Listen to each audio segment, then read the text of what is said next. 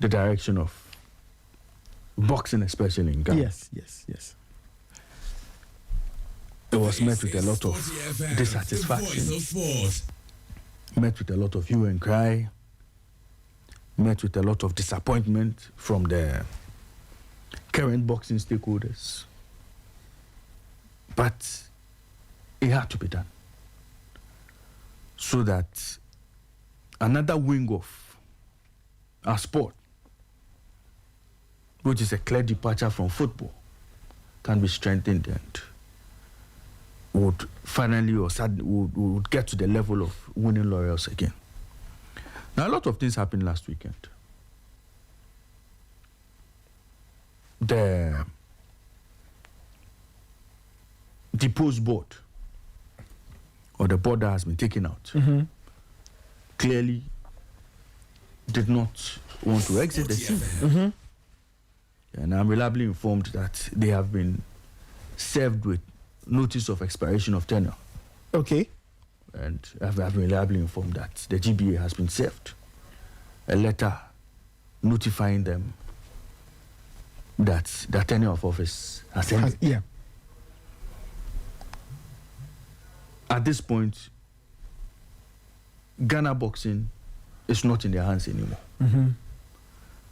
And the kind of resistance that the NSA had to meet, the kind of resistance that the sports ministry and NSA has had to deal with from these boxing stakeholders, clearly, I mean, one is struggling to understand why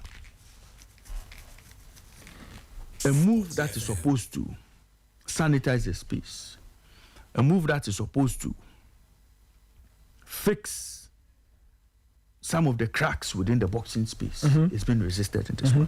Nathan, you know, it will shock you. It will shock you to know that the boxing stakeholders, when they were in office, had scheduled events up to the 6th of March 2026, boxing events, boxing promotion. Oh, wow. Up to 2026. They had scheduled events up until the 6th of March 2026. Okay. Look, in October alone, they have about 3 promotions coming up. There's the Osibo promotion, there's the Jata boxing promotion, there's the Power Punch promotion. Then in December, they have as many as 5. And then in January, there's the Bishop Dave promotion. And then in March, there's a box office promotion. All of these promotions have been listed by the old board. And you would wonder if indeed they were going to stick strictly to the best practices with regard to organizing boxing bouts. So all these promotions that have been affected, it is important that they look at the bigger picture. They look at the big picture of a system that is being sanitized, a system that has been cleaned up, a system that has been reformed, just to make sure the sports get better. The sport of boxing gets better, improved, with boxers who come into the ring to fight, proving themselves worthy of competition, worthy and fit enough to be in the ring. It's important. I've seen all sorts of comments that with this board coming in, are they going to, it means that no accident will happen in the ring? Of course, Nathan. It's a human institution. But you see, at every point in time, there are triggers. There are triggers that will help you put in place early warning signals. Yes. Okay. Now, when you are able to see all these triggers and put in place measures to mitigate the impact of these triggers when they go off, clearly, it is a bold step to take. So, if a boxer falls down in the ring, because of this, the response and what has to be done suddenly changes from what happened when the late Nigerian boxer passed. Post-bout, clearly, there are protocols that boxers will be taken through to avert any form of danger post-bout. You see, all of these things will take place. And that is what anybody who is promoting a boxing bout These are the things you should be looking out for. Sporty FM. To protect the very lives that make money for you.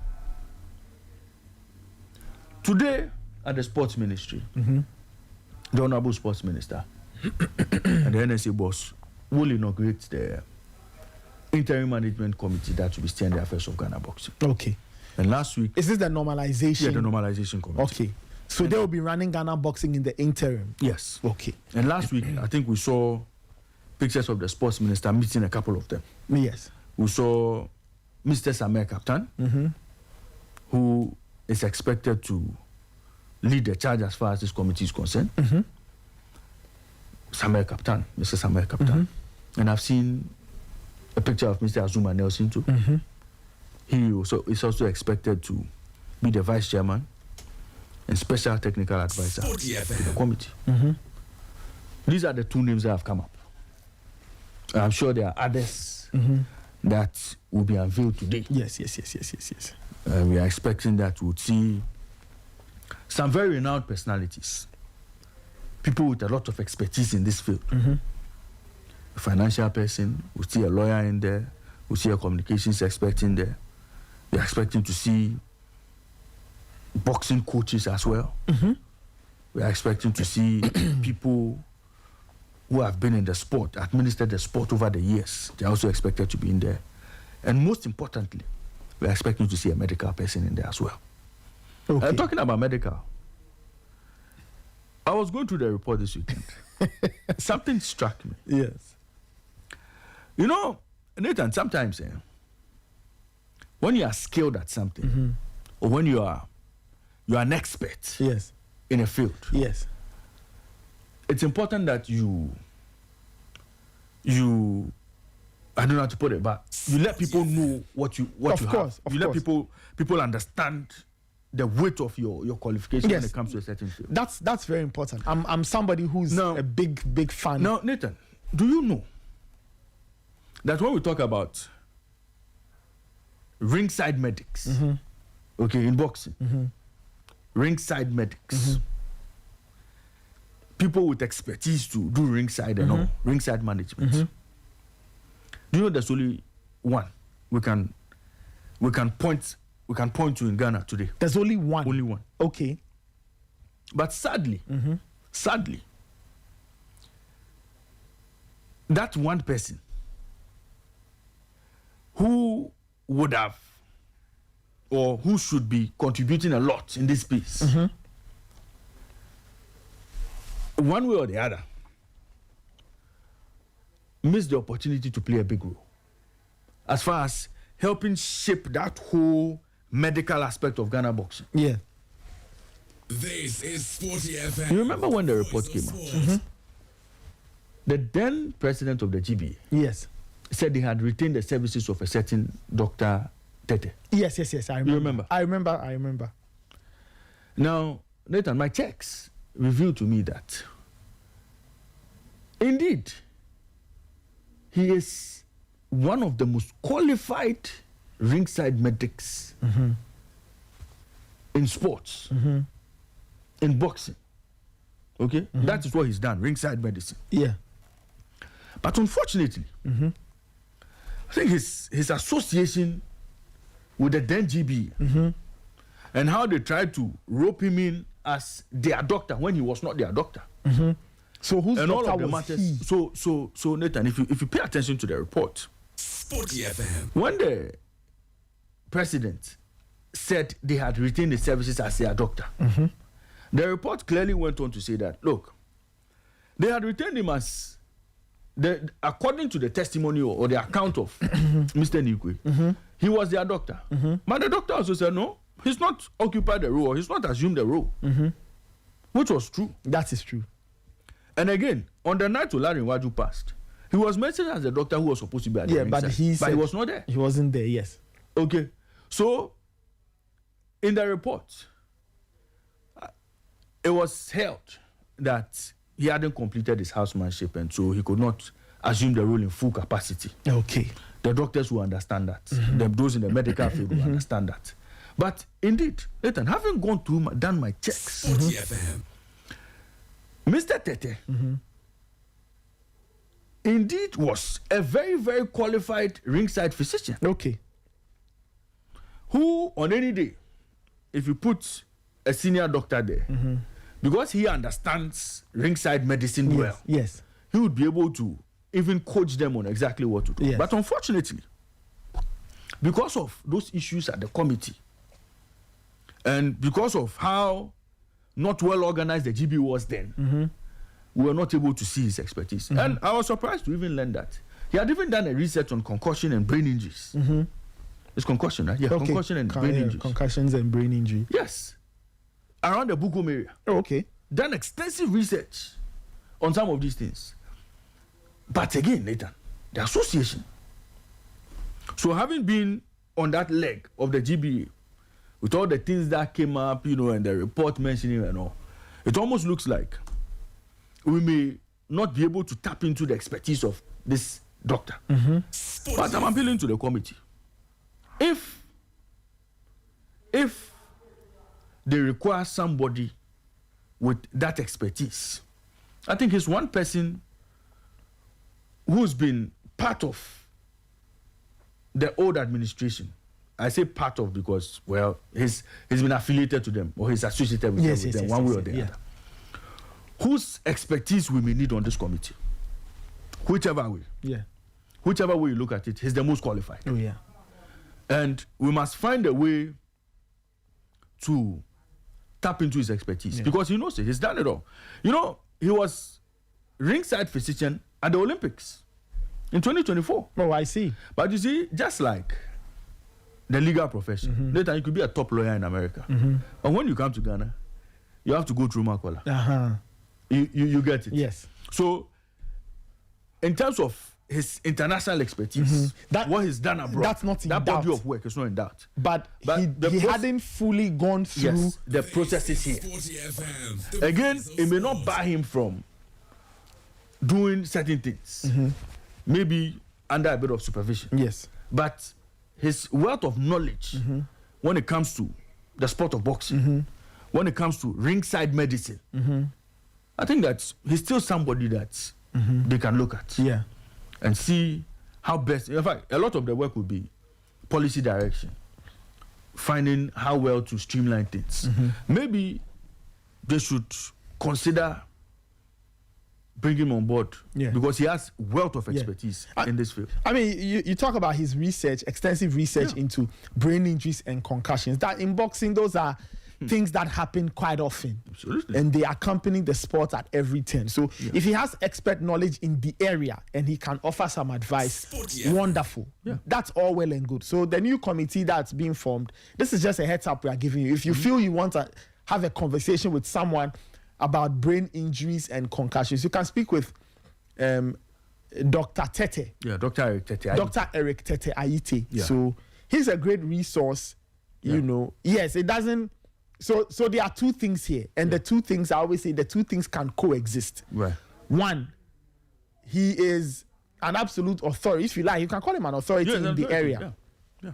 So, but the point is, yes, he hadn't fully gone through the process. So even though the GBA can speak, or the OGBA could speak with him and bring him around, the truth of the matter is that in terms of like having the full-blown Ghanaian qualification to sit, let's say, and do his full doctor's work, that's at the time, no. I don't know whether he's now completed his housemanship. Possibly so. Maybe he's done, whatever. If he has, then the GBA that will be formed later on, you can always engage him. But even now, the interim committee can still have very interesting conversations with him. Absolutely. He will have great knowledge to share on brain injuries, concussions, and all of that. So, so as for that one, yes. So that's what I chanced on, in the course of all of this. But then we are hoping that this will not be business as usual. This will not be another committee inaugurated. But we don't know who will be there. But we've seen two people. So, we've seen Mr. Samir Captain, one-time president of the GBA, and then former world champion, world featherweight champion, who has never been close to. No, he's never been close to administering anything in Ghana boxing. But this time around, he's come on board. Okay, Azuma Nelson and Mr. Samir Captain, we know are two names that we can say are on the committee. We are now trying to find the other members of the committee. So by 1 p.m. today, though, yes, the minister 1 will be unveiling. And then what other thing would I hear the minister will be dropping some other gems today. Yes, I hear there are other matters, that have to come as well. And especially, there were a lot of calls that the minister having set the tone for what we would call accountability, probity and accountability, as his former boss is known to be a firm believer of. We are expecting that all things being equal, we may possibly be hearing the next installment of the Black Stars budget. Okay. Ahead of our games against Central African Republic. That is the final two games of the qualifiers. It is a possibility. Maybe the minister may just focus on boxing matters. But we are hoping that is also part of the minister's agenda for today. Okay. So that at least we know again how much we are spending on the Stars going into the two games against CAR and Comoros. And if there's any victory party as part of the budget as well, so the minister will reveal all of that. Okay. Because we are expecting to see the Stars qualify in the next international window. So, Leighton, today we will not talk about anybody. Today we will not heat up the system. All we'll say is that whatever committee is put up, whatever committee comes up, Nathan, professional boxing in Ghana should never be the same again. Yeah, that's true. It should change for the better. That's true. And we should begin to start enjoying our boxing. Thank you. Go to the match venues, watch boxers, give us credible performances, and say bye-bye to Achiagbeshi. Thank you. So today we came in peace. Today, no war. We just tried to do one or two things. 7:48.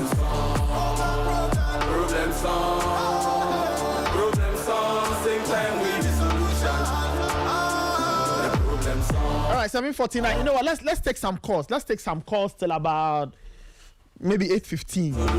Let's take some calls. Now, if you are listening, I want you to give me a call. I don't know whether you want to react to what Raymond said or you want to react to the weekend's very interesting results from football all over Ghana, Africa, Europe, the world. Give me a call. 054-257-1061 and then 030-279-4805. I think we have a caller on the line. Hello.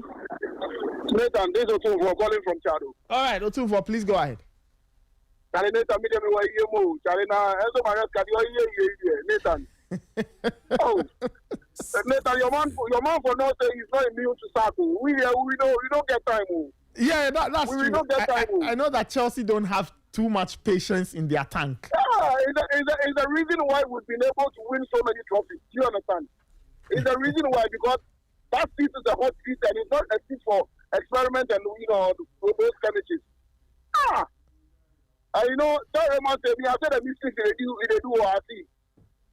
The mistakes they do or I see. Why? If your house no good, you they leave your house, they can't talk somebody in the house matter. We dey.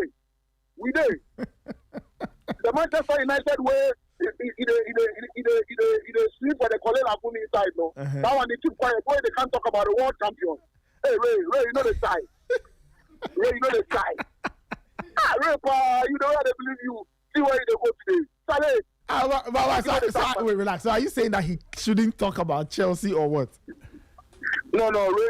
Let me ask Otunfo for something. You want to ask Otunfo for something? Okay, quick. Otunfo. So you know Man United is already swimming in the Kole Lagoon, as you put it. What should we say about them again? By the way, why you don't go criticize? We are talking about the team that wants to follow United into the Kole Lagoon. Well, Chelsea want to follow. They want to follow Man United. Anyway, God forbid, it won't happen. God forbid. Okay, Otunfo, thank you. Charlie. Okay, you guys, Charlie. Thank you. Right, take care then. 7:51. Let's take another caller. 054-257-1061. 030-279-4805. And you can also send us a WhatsApp message on the same number, 054-257-1061. Let me take this caller. Hello. Yeah, hello. Good morning, Nathan. Yes, good morning. This is Lamin calling from Contest. All right, please go ahead. I want to talk about the UDS case. Yes. I watched the game and I was like, wow. Because for a very long time, I've never seen any Ghanaian team, including the Black Star, play such well like this. They know when to give pass, when to shoot, when to attack, when to defend. In fact, on a day they were very... I don't know who was coaching them there, but I think Ibrahim Tanko. It's Ibrahim Tanko Shaibu, former RTU head coach. Oh, no wonder. The boys were too good. In fact, I enjoyed the game yesterday. The boys were good. They were not normally kicking ball like how normal Ghanaian teams used to do. And when they used to stand short. No. In fact, I was impressed. with the team yesterday. And in fact, they should keep it up. Okay. Yesterday, I was happy. Okay. And also, as for I'm a Barcelona fan, but greetings to the 5-star FC. Thank you. Okay, all right. Thank you. Let's take another caller. You can also send us a WhatsApp message 054-257-1061. 054-257-1061. I think we have a caller on the other line. Let me take that caller. Hello. Good morning. Hello. Listen, good morning. Yes, good morning. This is Atu from Tema. All right, please go ahead. Listen, I just wanted to ask you something. Some small clarification. How do you call it? The associations, right? Which association? I'm talking about the associations under the NSA. Are they private associations or they are governmental associations? No, they are registered at the. All associations are registered at the Registrar General. They are not government associations. The rule is that you need to be registered at the Registrar General in some form. In some form, yeah. Thank you. Fine. Now let me go on. Why is it that politicians, political parties, politicians always want to meddle in private associations issues? Nathan, let's start. We don't have too much. There are other callers on the line, so I'm sure you want to get to your point. There's a particular party. Both of them do it, but there's a particular one. Every time it comes to power, he wants to interfere. The party wants to interfere. Do you remember 2009? What happened in 2009? Hey, Nathan, what happened? So you tell us what happened. There are callers on the line, so can we get to the point? They wanted to interfere in the issue of GFA. Do you remember? They wanted to interfere in the issues of GFA. Okay. They even when Yoko went to the FA office. Do you remember? But that was in 2009. That was some time after that, if my memory serves. Oh, please. Was it 2009? Later, Professor Mills came out and I remember Neil and Taste's time. I'm just trying to remember the year. Anyway, I remember the incidents very well. Okay. Do you remember, how do you call it? GOC? The same Neil and Taste, do you remember? Yeah. The election. Yeah, do you remember? I remember. After that, there was a time Ghana nearly got banned. The same GOC. Because the government was interfering. Do you remember? Yeah, I remember that. Thank you very much. So why? Why is it a particular political party every time? The journalists will just sit down. They are scared to talk. They wouldn't talk. You see, this is not the first time you always call to say that journalists don't talk and journalists don't talk. If I ask you to list incidents where journalists have kept quiet, I'm sure you struggle to, because if my memory serves, then I remember all kinds of media houses complained. If my memory serves, I remember Asempa FM at the time, they were the most vocal sports station, they complained. And I remember all the incidents that happened after that. And I remember that several journalists spoke about it. The issues going on now, have you guys spoken about it? Which the ministry and the NSC authority is doing is not right. As in what? About the GBA, the issue going on in the GBA. But the private organization. The GBA, do you know that the GBA's existence, do you know the GBA gets a license from the NSA to operate? Do you know that? It is a professional. It is not the amateur. Please, it is the professional. And I'm saying that all entities, even though they do whatever, you still need a license from the GBA to exist. Sorry, from the NSA to operate. But their existence hangs on two things. One, you are supposed to be registered. You go to the Registrar General. That is one, to help you exist as a legal entity, so that you can do all the things you can do, tax, blah, blah, blah, blah, blah, those things. Thank you. The other bit of your existence comes from the NSA. That gives you the right to operate as a sporting association, as a sporting entity, as a sporting federation. Thank you. But has the NSA got the authority to direct them on their elections and what the NSA gives you a license. The amended sports law gives the NSA the right to do that. Once your existence is hanging on the NSA's license, the NSA has to coordinate what you do. Why is it that all the general secretaries of the associations, all of them come from the NSA? Have you ever wondered why? No. Did you know that for a fact? Did you know before this morning that every single general secretary of every sporting association is on the payroll of the NSA? So if the NSA didn't have supervisory powers, why would they attach a general secretary to each of the federations? You said every federation. Everyone. The GFA might be the slightest exception, but I think that they are trying to regularize it. So not too long from now, you may have an NSA person being the general secretary of the even that Mr. Alex Asante has been the constant. But how do you call it, Nathan? Please. You know what? There are callers on the line. Let's move on. Okay. Thank you so much. 054-257-1061. 054-257-1061. Let me take this caller. Hello. Hello, Nathan. Good morning. Yes. Good morning. Sorry. I just don't understand, Charlie. Anyway. I'm me from Dansoman. Yes, please go ahead. Apologies for keeping you waiting. Don't worry. Quick one. Yesterday was a Ghana Premier League game at Accra Sports Stadium. Friday night there was one. Yesterday I'm not sure. I asked because the World Cup qualifiers and I think women they play at the Accra Sports Stadium. Yes, they played yesterday at the Accra Sports Stadium. Yes. One thing that I noticed, all the pitch panels at the Accra Sports Stadium had the Ghana Premier League logo on it. Oh. Yes, that's why I asked if there was a Ghana Premier League game at Accra Sports Stadium. Premier League game yesterday. Yeah, so if you are watching on TV, it was live on TV, and someone who is a novice in the Ghana Premier League would think it's a Ghana Premier League game. True. There was nothing to show that it was a World Cup qualifier. True. Which was very, very, very bad on the side of the NSC or the Chiefs. I don't know who to level this blame under their doorstep. The two. It was very, very bad. None had a symbol of the World Cup qualifier.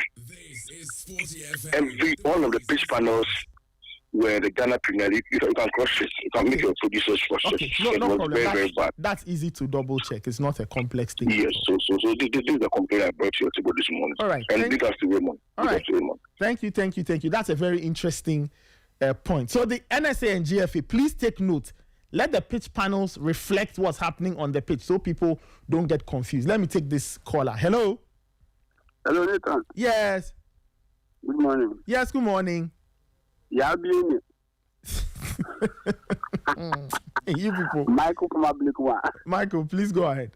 So this morning, Nathan has said it is possible and Jata promotion. Oh yeah. That was is on the list of the promotions that would have happened. Hey, possible and Jata. We put me power open answer. But later you want to be prophecy. A bit last Friday toxic, Brighton will lose. Then near Queen and you say you go happen. You see what happen. He said Brighton would win. I said no. Yeah. He said Brighton. I said no. I thought that Chelsea would respond to losing to Man United. And near Queen you said the woman is lying again. So tell this thing, Raymond, see if you prophet, I will come in church. I will come in church, but then I want big ups to Asante Kotoko. Like they did a marvelous job in Nigeria. I knew that Zico was going to do it. Yes, because he had experience over there. He has done it before. So like I knew that he was going to qualify. It was very difficult, but then And if you look at the setup, he went into the game. It was obvious that he didn't want to lose. Yeah. Because from last week's defeat, or maybe that slim margin they had to tweak his tactics a little bit. So he brought somebody into the middle to help Hillary to cover the grounds for him. So he did a marvelous job, because in the first game he allowed only a single DM. That made the choir players had a lot of the ball in the middle so that they play through and they had that to go. But then going into the away leg, knowing that he needed a draw or a win to avoid defeat, that approach was very good. So big ups to, and we hope that the test against WAC is very difficult, but then we are praying that they can secure that win and get into the big stage. Thank you. All right, thank you so much. It's 2 minutes after 8. Let's take a few more calls, and then we proceed. 054 257 1061.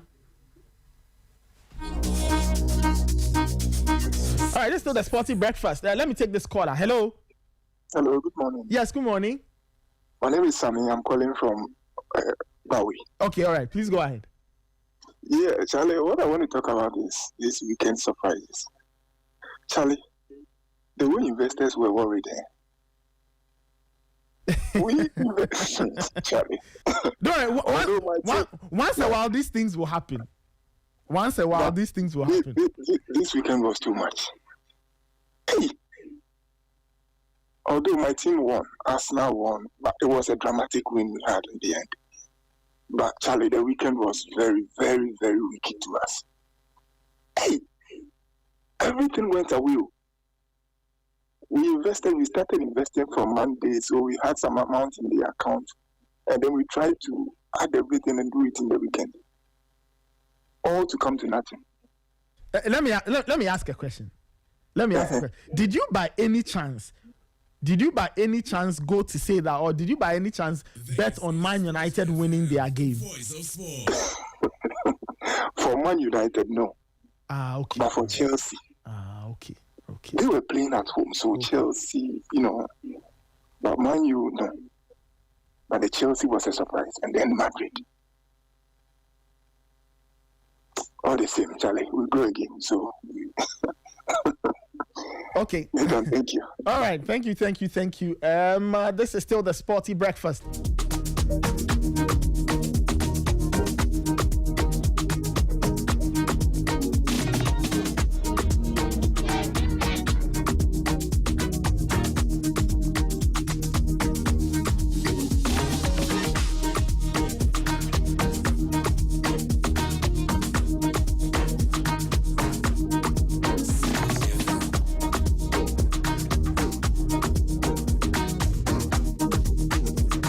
The Sporty breakfast.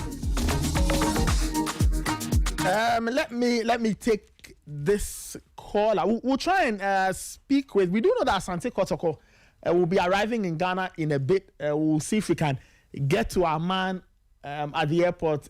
My lead producer, Immortal Kwame Ejakwe Champong. But in the meantime, you can still give us a call, 054 257 1061. I'm sure you want to react to the weekend's happenings. So let me take this call and then I'll come back to the studio. Hello. Bonjour, mon ami. Ouais, bonjour. Comment ça va? Ah, je vais bien. Comment tu vas? Oui, ça va, okay. ça va. Bien dormi? Quoi? Bien dormi? Qui a fait quoi? Est-ce que... Tu as bien dormi? Oh, ouais. J'ai bien dormi. Est-ce que tu as bien dormi? Oui. Comment se passait le week-end? Le week-end était bien, non? Oh, ça va. Okay. You don't know. I'm learning French because of you. Ça va, easy. I asked him a question. Sava passes for that answer. No, this is a very easy way out. You should speak some. You won't try me. You won't make me talk. It's fine. It's okay. It's okay. Emmanuel, please go ahead. Don't bring yourself crowd because I'll murder you. Emmanuel, quickly. Are the others on the line? What have you got to tell us? Charlie, this habit of we Ghanaians. When we go and do something, now before we start we see letters flying anywhere. When the things are going, we don't see any letters. So but when they go and bring something on, then Sporty then we see letters everywhere. Hey, Charlie, this is for stop. Eh? For stop. See, I never knew that some people left for Ghana and were playing some competition like this. Oh, you didn't know? It was not yesterday. Okay. That they won that they won the cup. Okay. Because we didn't hear anything from the ministry, from the GFA, anywhere. We didn't see any letter. Or this is any letter. This is info stuff. Now, you see, the parliament is not a session. It's not there. This morning, you see that name. USD, come go. Then who come then be doing this? This thing you are doing in this country. Make they stop these things. So make they stop these things. All right, Emmanuel. This is their life. This is their life. This is their life. This is Sporty FM. The voice of sports. After one team. Later. So I don't know. Is it that they don't have the money to pay with number or what? Nobody knows what's happening. And 1 digit billionaire. He said that he had anything he do. He's giving him 1 more year. And he wants United to go to relegation. I don't know, but those are the reports. He says he will give it a season. The other day too, he did say that they will make a decision if they realize that the team cannot qualify for you. At the rate things are going, there's no change. Anyway, Emmanuel, I told you. See, there's no change. No problem. I told you not to worry your head. This ship is sinking. It's sinking. Like if you're watching United, Charlie, there's no improvement. There's nothing. Later, Charlie, what did they do? I just watch them. That's all you can do. Watch them. So, but I mean, anyway, now they support breast. No problem. Supporting start breast is good. Yeah, it's just a breast. It's just a breast. Wonderful. That's where I'm getting my money from. That's all you can do. Anyway, man. Oh, that's where I'm learning my French. Wonderful. Thank you so much. Let me take other Thank callers. You very much. Let me take other callers. 9 minutes after 8. 054-257-1061. 030-279-4805. You can still send us a call. I'll be getting to Ray in a bit to give some 1 or 2 pointers and then we proceed. Hello. Hello, Mr. Nathan. Yes. Good morning. Good morning. Please lower the volume of your radio. Okay. It's giving me terrible feedback.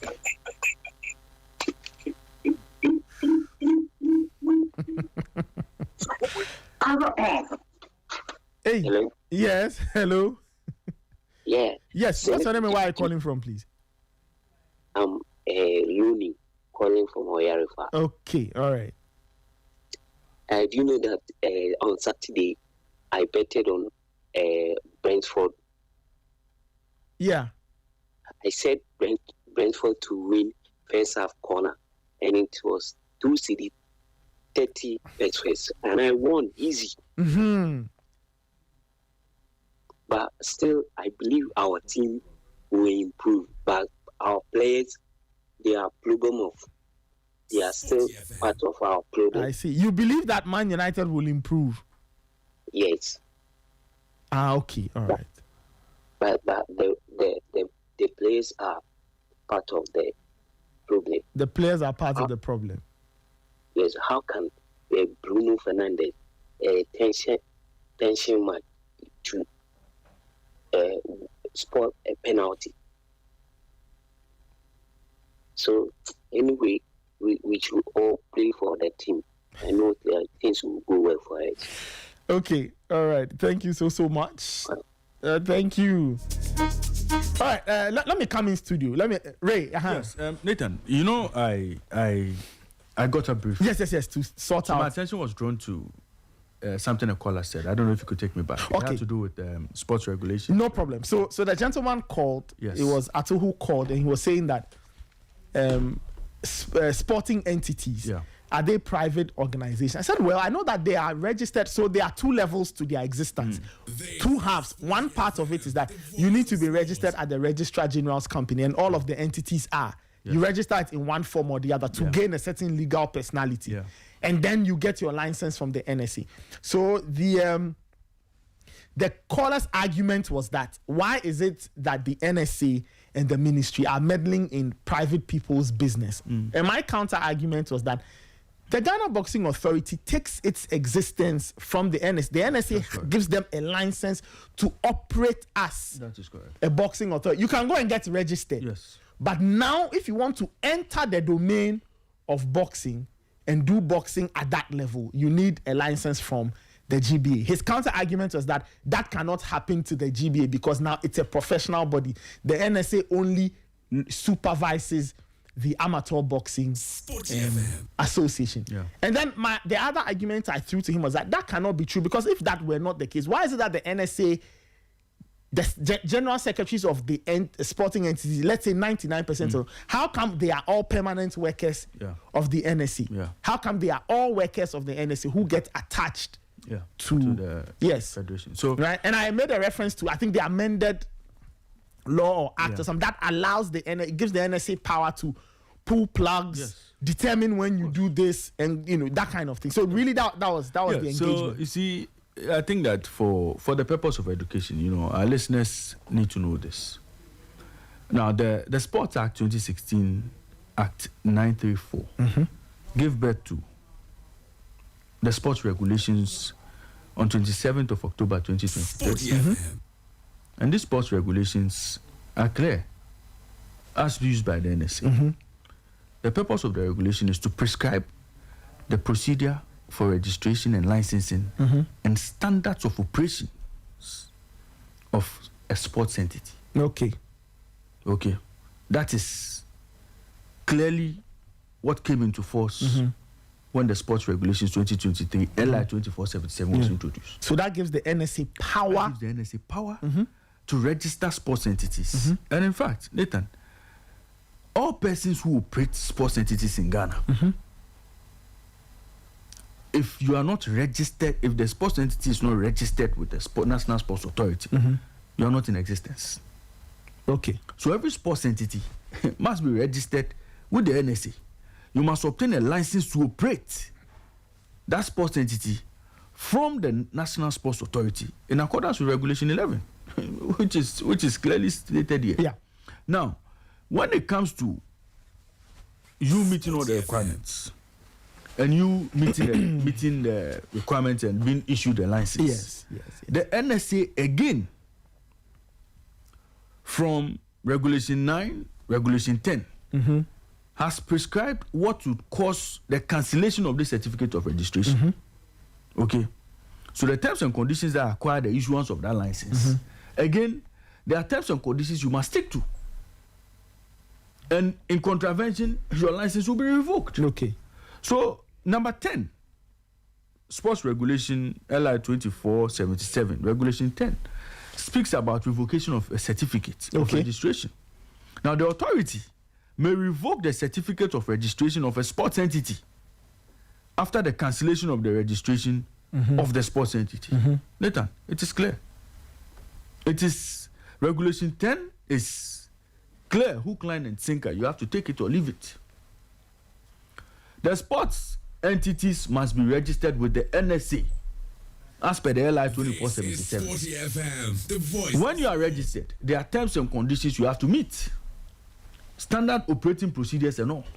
If you fail to do that, the NSA again reserves the right to pull the plugs. So the standard operating procedure can include how you do your elections, when you do your elections, and all of those things. So it is not, it is not any law that has been imported from somewhere. It's not anything anybody is doing against the laws of the state.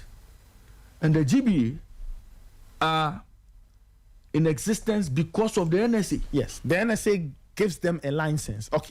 So I mean, I think and even these days with the federations, the NSA, again, because of regulation change, has given them the freedom to appoint their own general secretaries.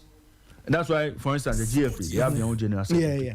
Other federations have. Okay. But ideally, a lot of the general secretaries are an attachment or secondment from the NSC. Yeah. But if you wish to appoint your own general secretary, the law is flexible enough to allow you to do so. Okay. I'm sure when you meet, based on certain conditions and all of that. Yes, so all of that is happening. So, Nathan, I think that listeners must know that no sports entity operates in this country by themselves, without the NSA giving them a license to operate. Thank you. All right, I think that's quite clear. 8:17. Let's go to the line. Let's catch up with Abigail Senasosu, who's joining us from the Kotoko International Airport. Asante Kotoko are in town from Nigeria, and Abigail is on the ground to keep us updated and to give us a few bits of what's happening there. Abigail, good morning once again. And what exactly is happening at the airport?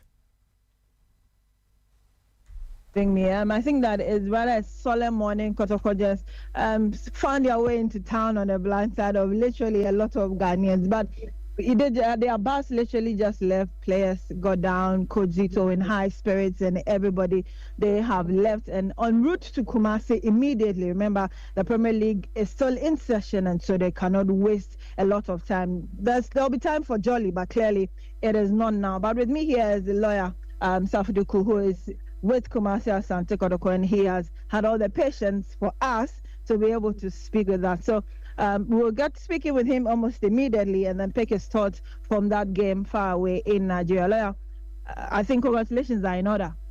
Yes, you are right. Thank you. Well, this journey started a little shaky because people thought that after that 4-3 slim victory at home, it looked a little difficult for Kotoko to be able to get to Nigeria and then get into the next round of the competition. But here you are, you've been able to do that, and you have skills to tell us the first round of the prelims. How did it go for you as a club?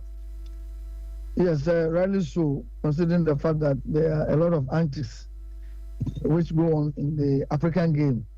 So if a team is able to score 3 goals in an away encounter, most people will conclude that going back home, they had better chance of qualifying.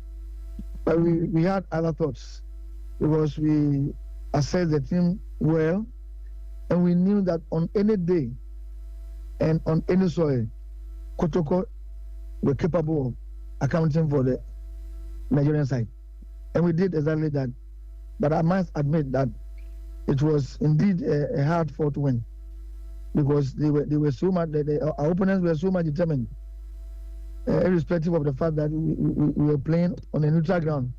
It was still on the Nigerian soil. So they were so much determined to qualify. But I think that we had our game plan well. Our tactics worked to perfection because we were at a point in time the pressure was just unbearable.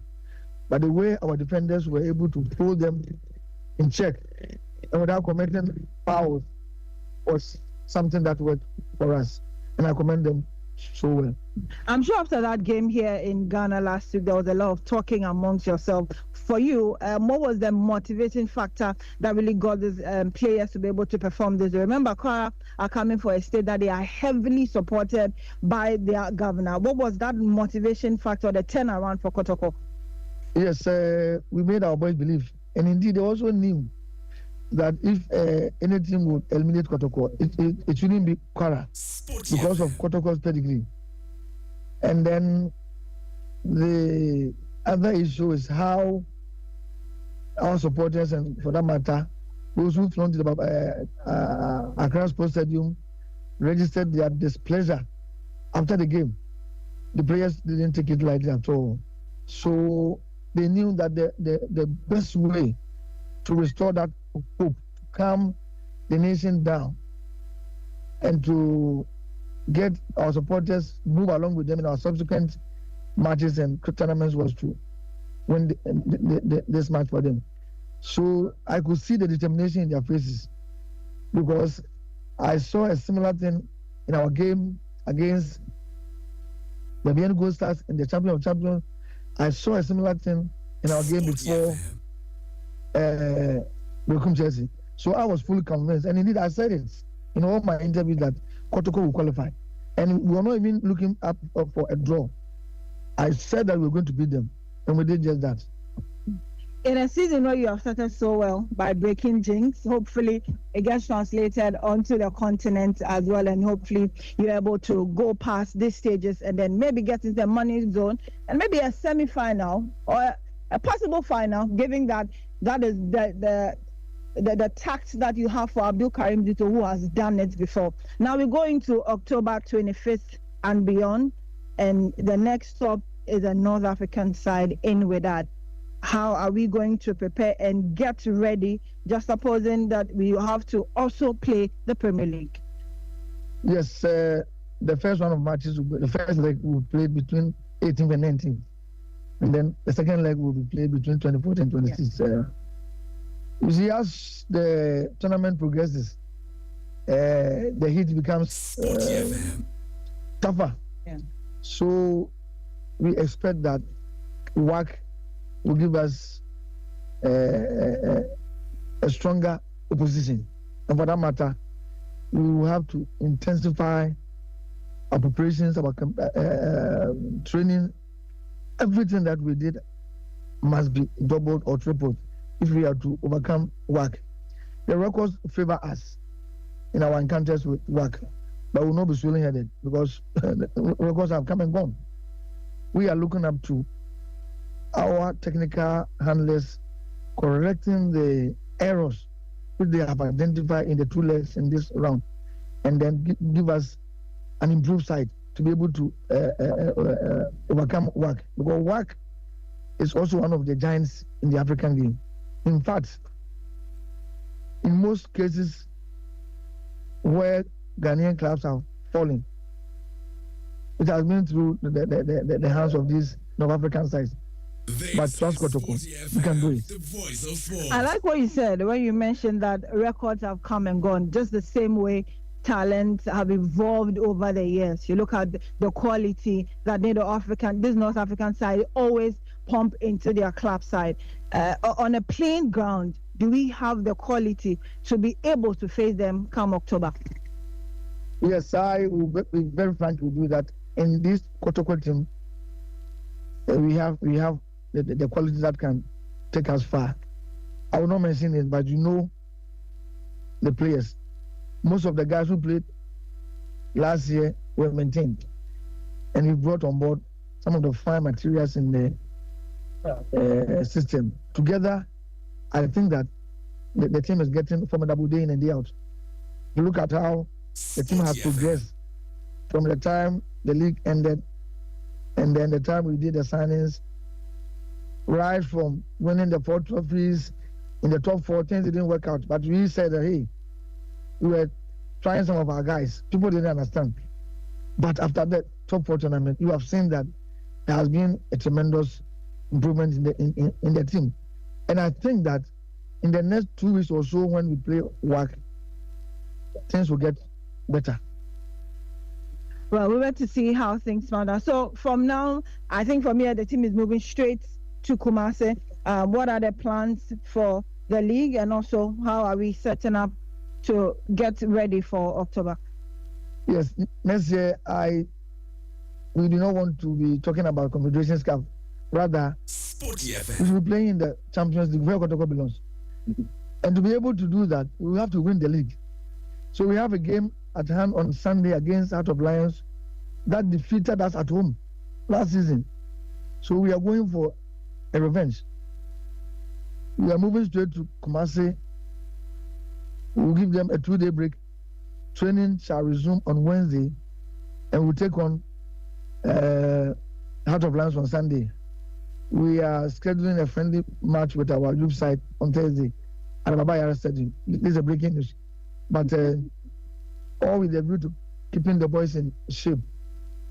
Trust me, Heart of Lions must fall on Sunday, because we don't want them to repeat what they did to us last season. And let me say it here that our focus is on all competition this season. We are playing Africa, but our focus is also on the league as well. That is why we went all out to break that jinx at the Sporty FM. Golden City Park will come. So trust Kotoko to win the league this season. We don't have any excuse not to win the league. You would agree with me that if Kotoko had played in Kumasi, that crowd that came out in Accra would have doubled or maybe tripled, not to take anything away from your fans in Accra. Are we looking at getting Baba Stadium ready for the next round of the Competitions Cup?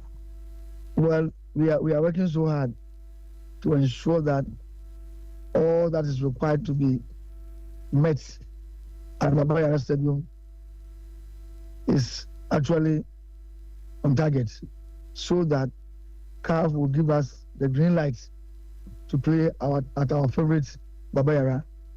Yes, you are right. If we had played the first leg in the first round at the Baba Yara, one thing was for sure that we would have had a massive crowd. What the records will show. Unfortunately, Accra couldn't hold us. Accra didn't give us a fair treatment in terms of watching the game. Even though we had expected, and we did a lot of promotion on this game, unfortunately, they couldn't patronize it. So we are hoping to go back to our favorite ground, where we expect to have a massive crowd to be with, especially when we shall be playing the dreadful WAFU of Morocco. I'm sure there are a lot of people that threw their support behind you on this trip, actually on this journey. Any special applause you want to give your supporters? Well, the Almighty God deserves all the praises, but we can't forget about the life owner of the club, His Royal Majesty Otumfuo Osei Tutu II, who is sponsoring everything, supported by our sponsors, High Sense, Alpha Lotto, the whole brand, THB, our key sponsors, Koba, Elikantri, Mineral Water, and Bodukwan fruit drink, and our supporters. In fact, we were surprised to see some of them travel all the way from Kumasi to support the team in Abeokuta. And to all Ghanaians and the soccer loving fans, to His Excellency, the President of the Republic, His Excellency John Dramani Mahama, and the good people of Ghana for his financial support. And to you, the media, we say thank you, and we will need you more as the tournament progresses. Thank you. Thank you very much. So we heard from lawyer Safuduku speaking for Kumasi Asante Kotoko. So Nathan, like you rightly said, the team bus just left here en route to Kumasi. 2 days rest, training continues from Wednesday, a possible friendly with the junior side on Thursday, and then they will seek to clear those two outstanding games in the Premier League. Lawyer Safuduku also countered that despite the fact that they are playing in the CAF Confederations Cup, they still have their eyes on every other competition in Ghana. So be it the FA Cup, the Premier League, they are in for it, hoping that they get back to their rightful position, that is the Champions League, not the Confederations Cup. And there's quality enough to take on work, and they are also looking to get the Baba Sports Stadium, their favorite ground, ready so everybody can come to Kumasi and enjoy the next round of the competition. That case of the weekend of 18th October through to the weekend of 26th October. So Kotoko have arrived, and they are heading to Kumasi to continue with the season. All right, Abigail, thank you so much for giving us that report. So that was Abigail Senasus, joining us from the Kotoka International Airport. She had a quick chat with Mr. Safuduku, who's the communications director of Asante Kotoko. And as you heard, the Kotoko bus has already moved. They are going straight to Kumasi to get ready for their next assignment, which is in the Ghana Premier League. Let's not forget that Asante Kotoko have not played 2 games in the league, so they need to find a way of playing those 2 games in the league. They and Gold Stars. Nathan. Yeah, one of the games involves the 2 of them, yes, Gold Stars and Kotoko. Are they traveling to Kumasi by bus? Yes, from what we heard, yes, by bus. Wow. By bus? Yes. I thought, after coming back from Nigeria, I think they should have just sorted out another flight. 45 minutes, you are back in Kumasi. You save yourself 4-5 hours on the road. No, Nathan, you see some of the things I tell you. These are some of the things I tell you. Of course, that decision will be taken because This is there are Sporty financial FM, implications. the voice of sports. Oh, financial implications now. Oh, but they have to travel to Nigeria, cost. Back, cost. Yes. Back to Ghana, cost. Yes. Travel via air, cost. Of course, that would influence the decision to travel by road. Because look, Nathan, you won't tell me you offer the players flying into Kumasi in 30 minutes and they'll choose a bus ride over that. Obviously, the reason why they are struggling to put that together is financial reasons. You understand? And that's why I'm saying that, look, sometimes we must look at protecting our players. Yeah. We must look at giving them ample rest time. I don't think moving all the way from Kumasi, moving all the way from Accra to Kumasi via road helps the players in any way. Especially when they should land in Kumasi and be recovering for the next hurdle ahead. Well, sometimes, Nathan, it's worrying. It's worrying. It worries me that our Premier League clubs, our professional clubs, don't act as though they are professional. They don't act as though they are professional. Because, Nathan, you see WAC come into this country. Tell me, if you put a bus on the tarmac, that WAC should travel to Kumasi 5 hours, 6 hours to Kumasi. Ask me. I doubt they would want to. Don't fly into Kumasi. Okay? Don't fly directly into Kumasi, or they'll come to Accra and fly into Kumasi. That's how well organized these guys are. And, well, Sporty FM. Maybe over time we'll get better with some of these decisions. Yeah, over time. But Asante Kotoko are back in town. That's the story.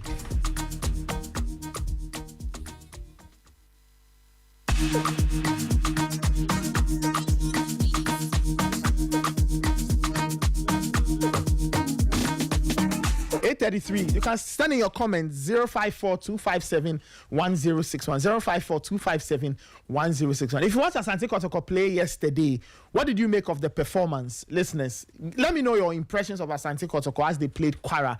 Were you happy with the performance? Were you unhappy? And they take on Wydad Casablanca next. So your expectations, how well do you think they will do against Wydad Athletic Club of Casablanca? Can they survive? Will they survive? What must Kotoko do ahead of that game? You can send me your thoughts 054-257-1061. One other thing that happened over the weekend was the successful run of the University for Development Studies. That run came to a glorious end. They beat the Paulista University of Brazil, by 2-1. They conceded very, very, very, very, very early in the game and then scored a late game to send the tie into extra time. And then they scored an Olympico, right? They scored directly from a corner kick to give them a dramatic 2-1 win, and to make them the very first African university to win the football tournament, or to win the FISU World University Football Tournament. It's a huge, it is a huge achievement. Last week we spoke to the UDS coach.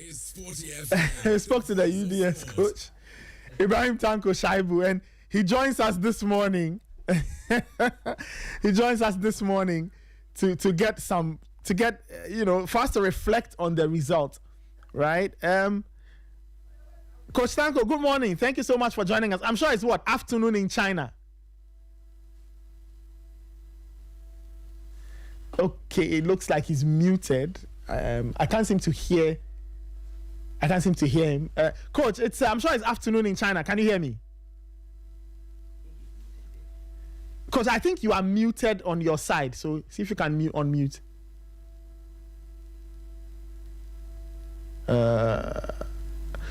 Okay, this is still the Sporty Breakfast. Your comments are welcome. 054-257-1061. We are trying to work the line to see if you can speak with Ibrahim Tanko Shaibu. He's the GUSA president and the sports director at UDS, and he's also the head coach of the team as they went to China, and they've emerged winners of the 2025 FISU World University Football Tournament. I think Coach can hear us now. Coach, how are you doing today?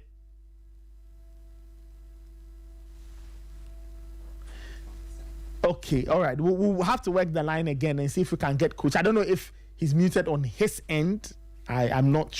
I don't know, but yeah, we'll see if we can get him. 8:37. This is still the Sporty breakfast. You can send in your comments. If you watched the UDS play yesterday, you can send me your comments. Their game was on around. It was morning around 9:10. I think I was at church when they were still playing, and they managed to win their game by 2-1. Gabriel Vieira scored in the opening 30 seconds for the Brazilians, and then captain Mohamed Suleimana, he scored late in injury time to level the score, and then in extra time you had Ezzedine Al-Hassan scoring an Olympico directly from a corner kick to send the UDS team into raptures and to give them an absolutely wonderful time. Ray, I can't imagine how they are feeling. You know, you wake up this morning, you are FISU World University Football Champions. It's a wonderful feeling. Yeah, Nathan, especially when you put in the hard work and your hard work is crowned with results like this. Of course, you'd be excited. Of course, the players will be elated. And I'm happy for them. Not too much was said about them prior to the competition. They conquered Ghana, they conquered Africa. Even still at that point, nobody really thought that they were that team that could go and shock the world. Yeah. But they've been able to hold their own against some very good teams. Beating a university team from Spain is no joke, and beating another from Brazil is no joke. You're beating teams from countries that are known to have very strong basics, okay, even at that level. So I think that full credit should go to them. They've done well. They've distinguished themselves well. They've covered themselves in lots of glory, and they deserve to be commended. I think that, to be fair, not too many of us really thought they would go out there and then surprise us. Nobody thought that they would go and win it, maybe participate, get to the knockout rounds, but they've punched above their weight, and they deserve to be commended. You see, Nathan, when people like this, when teams like this come to Ghana, and they are given the chance to go and meet their president, it is justified, absolutely, okay, because you look at UDS. We are not talking about Kumasi Legon. We are not talking about Legon. How do you mean by Kumasi? I think that's KNUS. We are not talking about UCC. Okay. Cape Coast Legon. No, that's not what I'm saying. We are talking about UDS. In Tamale, in Nyankpala. Is that correct? Yes. We are talking about an area where, look, all of us, when we are picking universities to want to attend, yes, we don't easily, or UDS doesn't come to mind. Yeah. Unless, of course, you know the specific course you are doing. Yes. And because of the distance, yes, how far it is up there, weather conditions and all, a lot of people don't want to go. But this win now puts UDS in a different light completely. Yeah. Be it academics, be it sports, be it whatever, UDS suddenly is in your face as that university you want to attend. If I'm a sportsman, I'm looking at that UDS model and I'm thinking, well, there's something right they are doing with their sports department, so I want to go there. I can become a footballer. I want to polish my athletics. I want to polish my hockey or whatever. I want to go to UDS because you can be a winner. You can showcase your skills to the whole world. People will now be looking at that squad. Scouts will now be looking at them and saying, "Oh wow, these are boys who I think I can get into Europe. These are boys I can get into other universities elsewhere to continue their education while continue playing." Even universities they played against would even look at some of the players and say, "Well, maybe if this guy's a fresher, or maybe he's in his level 200 level, maybe I can give him a scholarship to come to my university and play for our team." Nathan, lots of opportunities are there for these players. Mm-hmm. Okay, so I am happy it is UDS. And I'm happy it's UDS because it now gets everybody to start rethinking about where we want to focus our sports development. Mm-hmm. We've said, Nathan, we've said on this show countless times how much talent is up there. There's a lot of talent up there. And these are the things that will get people to see that, well, it is not just about what we do here in the South. It is not just about the players we sport, the athletes we sport, the talent we discover down South. But if we are properly looking at sports development, if we are properly looking at where we want to go in terms of development, identification and development, and possibly getting these boys to the next level or girls to the next level, let's now start paying attention to what happens up north. Nathan, today, if we go up north, we can show you a bukum. When I say a bukum, we can show you a hub for boxers. Okay? You see talented boxers, you see strong boxers who have not gotten one thing, opportunity. Okay. Same for footballers. If we go up north, lots of them, one thing they've lacked, opportunity.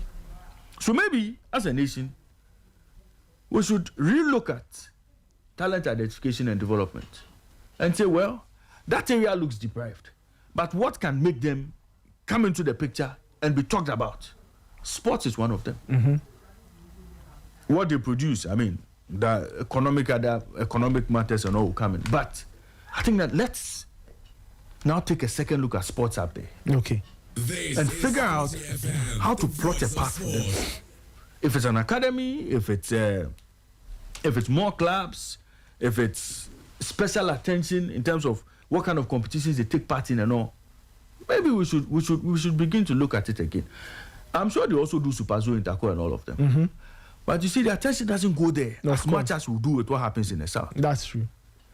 This UDS win has opened a huge window, opened a huge opportunity. And I think that we should begin to focus on what happens up there. Lots of talents are there. Yeah, they are. Let's see if we can get to speak with Coach Tanko Shaibu again. Coach, can you hear me? I can hear you clearly. Ah, wonderful. We can also hear you. Good afternoon where you are, because it's morning here. Good afternoon. Great stuff. Coach, congrats on leading the UDS to an amazing win. When we spoke before the final, you said you were confident, but take us through your emotions. After 20-30 seconds, your team concedes the first goal. How were the emotions? How did you believe, or why did you believe that you could come back to win the game? And you had to do it in a very dramatic way. It's interesting. What do you call them? Brazil knew very well that we were a threat to their cause. And for that matter, even after the match we played in the qualifying series from the group, they played defensive. So they knew how strong we are in attacking. And for that matter, they had to quickly get an early goal and then went to sit back. But we, knowing the potentials and our strength, we said we'll overcome it. So that was what we did. We had to push them to the wall until the final whistle. Great. And you scored a late goal to send it through to extra time. I mean, at that point, when that goal went in and you were getting ready for extra time, did you believe you could get the winner, or you were prepared to go the full distance? Even if you had to take a penalty shootout, you wanted to. Did you believe you could win, or you thought you would win it in extra time? Oh, sorry, on penalty. If you follow the game, very well, you could see that we're on top right from the word go. Even though they scored an early goal, we're on top throughout the game. So I was very positive that we'll definitely redeem and then win the match. And then the winner came directly from a corner kick. Take us through that. Is that something that the players had been attempting all through the competition, or in the final, you had to try something and it came off? it wasn't just a try. We've rehearsed so many types of corner kicks, set pieces, and all that. So we've done that. So one of it has, I mean, we are lucky to have one of it being a winner for us. Wow. How have the players been reacting to this win? I mean, UDS is the first African university to win this title at this level. How have they been reacting? How have they been celebrating? What have they been telling you ever since they got crowned winners of this competition? After yesterday's joyful, celebration, this morning they are cool because, this is not our country. So we are thinking of how to come back and all that. But you could see that everybody's happy. Great. When are you arriving in Ghana? When should we expect the team back in Ghana? We're back in Ghana on Sunday. Okay, on Sunday. Tell me, what does this mean for UDS and maybe for university football or university sports in Ghana? What does this win, what does this victory do for UDS? With UDS, it tells us that we are a strong force to be reckoned with in the whole of the world, and with university sports, it tells us that we have more talents and needs to be encouraged from management of various universities in order that they can also go out to, showcase what Ghanaian universities have. Wonderful. Have you had any calls, messages? I suspect from the uni, yes, but apart from UDS, who are some of the people or which other establishments or entities have reached out to send their congratulations to you and the team? Oh, so many of them, except that I don't really have their list, but I know that our university relation officer kept telling me a group of this, a group of that, so they are uncountable.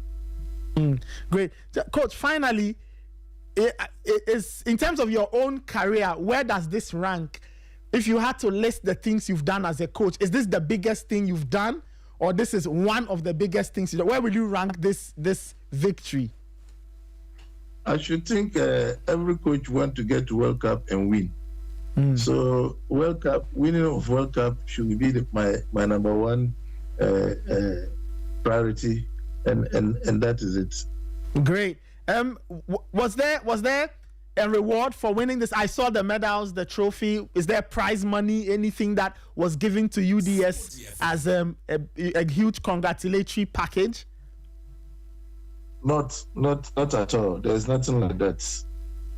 Okay, I guess it's just for the sport. But Coach, thank you so much. Congrats once again. You've made us all really happy and proud. And I'm sure when you come back, we'll have a longer conversation about your exploits in China at the FISU World University Games. Thank you very much. All right. Thank you so much.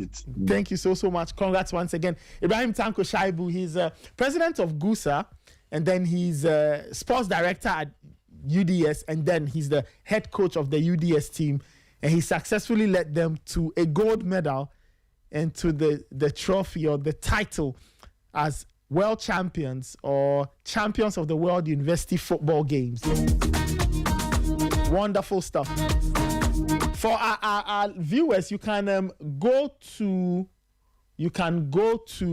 our Facebook page. There are some videos there. On our socials, you find highlights of the game. For those who missed it, if you were sleeping or you didn't know, or maybe you were in church, there are highlights of the game that you can watch and relive the great moments as UDS came from a goal down to win against Paulista University of Brazil. 054-257-1061, 054-257-1061. This is the Sporty Breakfast. All right, let's touch on some of the interesting things that happened over the weekend. There were some Ghana Premier League results. Let me just run the results by you very quickly, and then we can touch on some other things. In terms of the full results sheet, Heart of Lions 1, Bechem United 0, Karela 1, Mediama 0, Nations and Samatex drew goalless, Vision FC 2, Hohoe United 0, Ediana 2, All Blacks 1. Ediana had to come back from a goal down. I remember All Blacks took the lead there, and they were trying to caused a bit of a problem there, but Adriana Stars came back to win by 2-1. And then on Friday night, it was Hearts of Oak 1, 11 Wonders 0. Hearts of Oak 1, 11 Wonders 0. I saw that game. Hearts Hearts took the lead, and they held on ultimately, but you could tell that 11 Wonders were trying to give Hearts of Oak a few problems there as well. So Hearts of Oak winning by 2-1 on the day to give them yet another 3 points. So Hearts are on 7 points as we speak.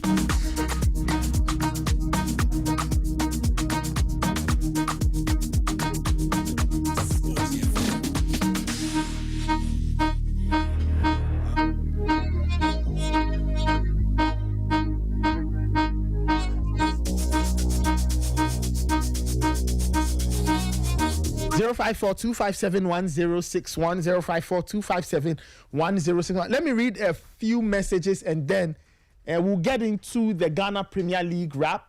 This one says, the man in the studio should stop talking about Kotoko. But why should we stop talking about Kotoko?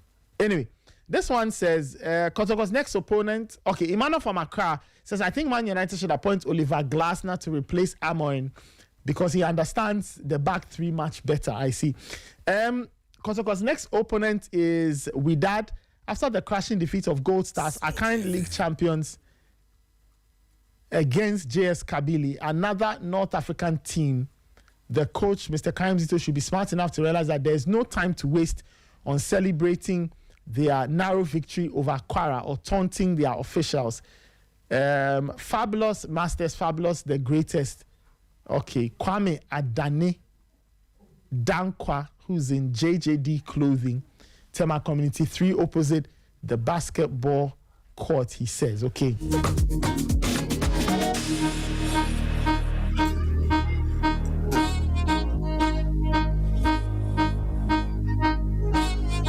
All right, 8:54. Let's get into the GPL wind-up for match week 3. GPL wind-up for match week 3, brilliantly put together by the team. You hear the lovely Abigail Senasusu's voice on there, taking you on a journey over the high points and maybe some low points of match week 3 of the Ghana Premier League. We call it the GPL wind-up. Enjoy.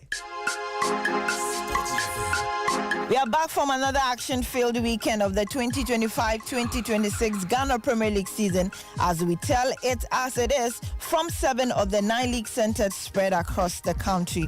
Pitchers on the oak tree seemed watered and firmly rooted to the ground, whereas the unforgiving heart of Lions keep tearing down their prey one after the other.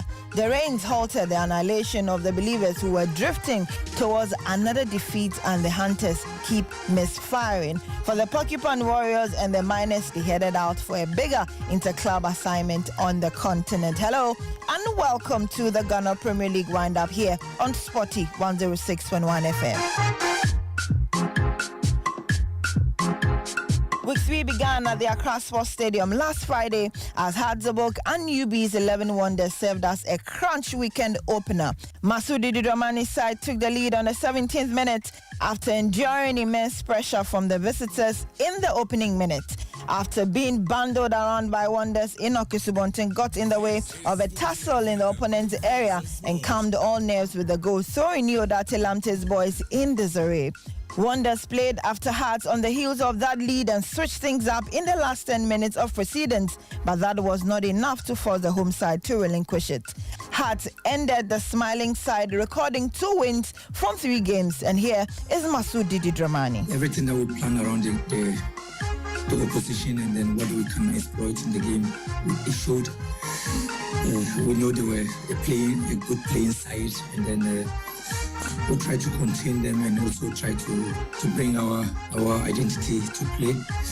Sometimes it's difficult when you are playing against a team that is more on the transition, waiting for you to lose the ball, and then they try to go behind you. You try as much as possible to take care of those situations and then spread the situation I think at the end, we still defended very well. There were very few chances against us, and even though latter part of the game, they control some parts of the game, but we still control the spaces in terms of not breaking down our defensive solidity. A crestfallen Neodate Lamte, who is still finding his feet around his new side, appreciated the way his boys set out and believes his charges lost focus at a point.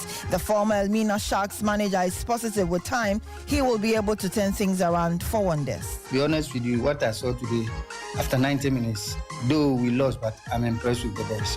When they were going out, I told them that they should be very careful, 10 to 15 minutes not to concede. And exactly that's what happened, because I follow us a bit. After there are 2 matches that they play, this is what they do.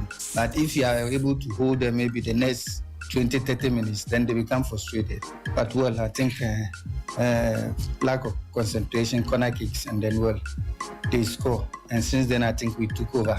But then as I said, it's early yet. I took over just like 7 weeks now. I need a bit time, but I'm impressed with what the boys are doing.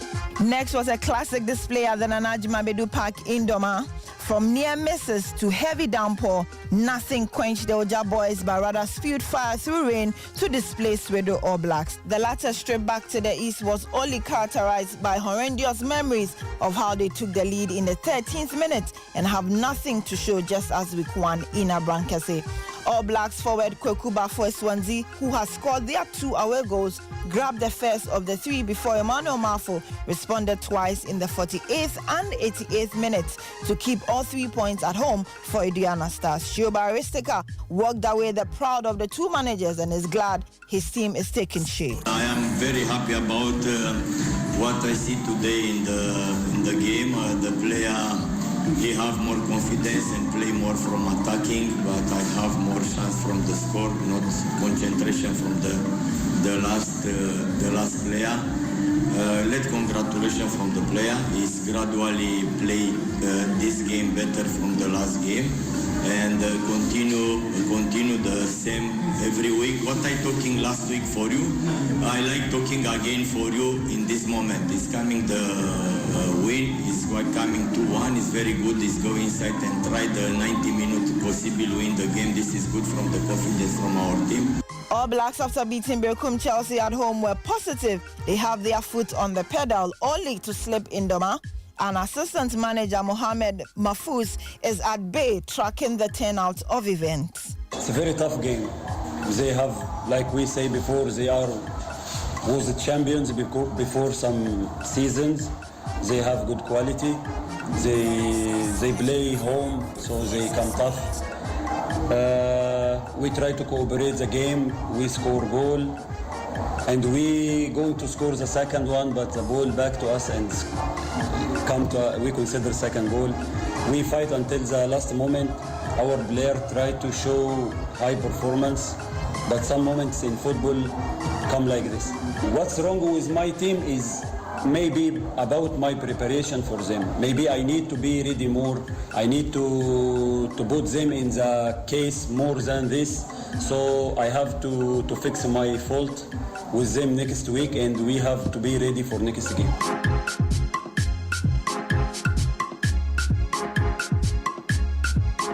In Kwando, it was business as usual as Lions showed no mercy on their next spirit. Became United. The Hunters were tricked into believing they were in a safe haven, but Bashir Hayford and his side had other ideas. Became United were bruised heavily and made to hang their armory and headed to Bono region empty-handed. Heart of Lions now occupy the top spot on the league log.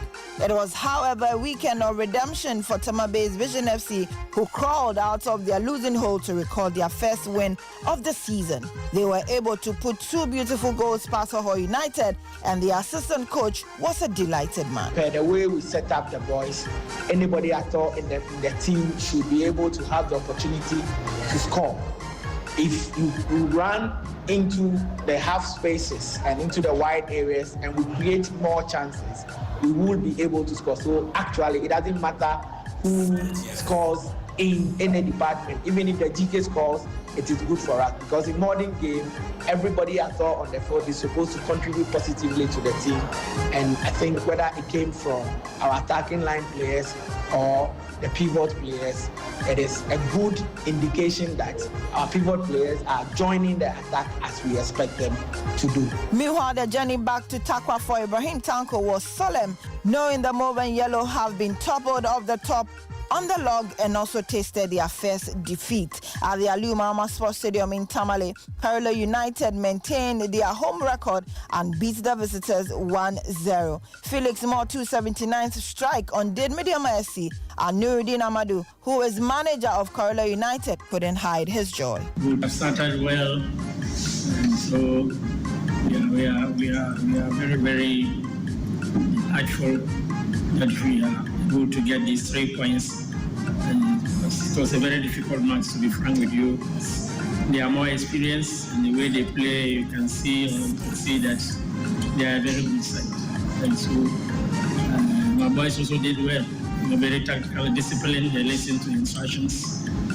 So we'll see how we sustain this performance. However, Ibrahim Tanko on the losing end did not hide the fact that it was a painful defeat and believes this is a snag they can scale over given the number of games left to complete the season. I think it's a painful defeat looking at how the games went. Both teams have chances, but I think we give them the chance to score. That's very painful. But I think in terms of performance, I think it's not bad from us. The goal was unfortunately from us. I don't think it's a chance for them to score, but that's how football is, and we have to go and work for the next game. I think there is no setback. This is, I think, the 4th game. We still have enough game to play, so we are going to work on what we think we did wrong and then go into the next game with full confidence.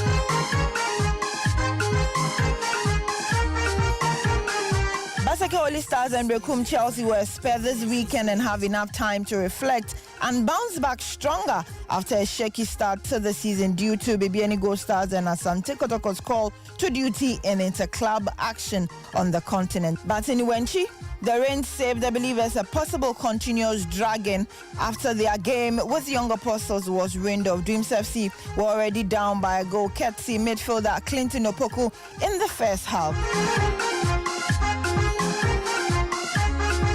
The blanks are being filled as the season takes shape gradually. It's only 3 rounds gone and it can only get better as we continue to fill you in and take you around the country telling the Ghana Premier League story. So stay glued to Sporty FM and brace yourself for more action in week 4. Remember, we are your voice of sports.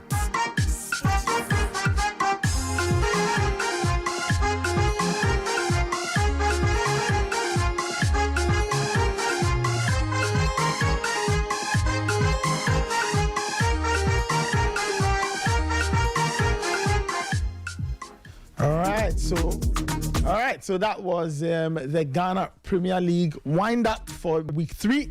You can find that on our various socials. On our Spotify as well. For those who love the Ghana Premier League, that's a wonderful wrap. You get every Monday morning giving you a summary of all the action that's happened from across the various league centers. It's 5 minutes after 9. You can send in your comment 054-257-1061, 054-257-1061.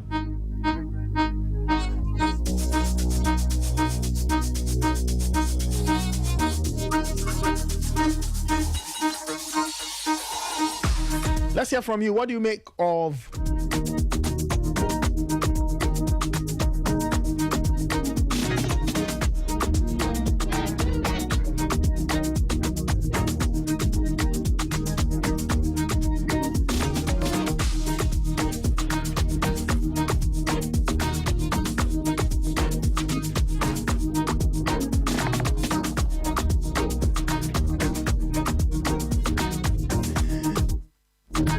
minutes after 9? Thank you so much for joining us. Thank you for staying. This is still the Sporty Breakfast. All right, let's hop on the jet. Let's go to Europe. Talking about Europe, though.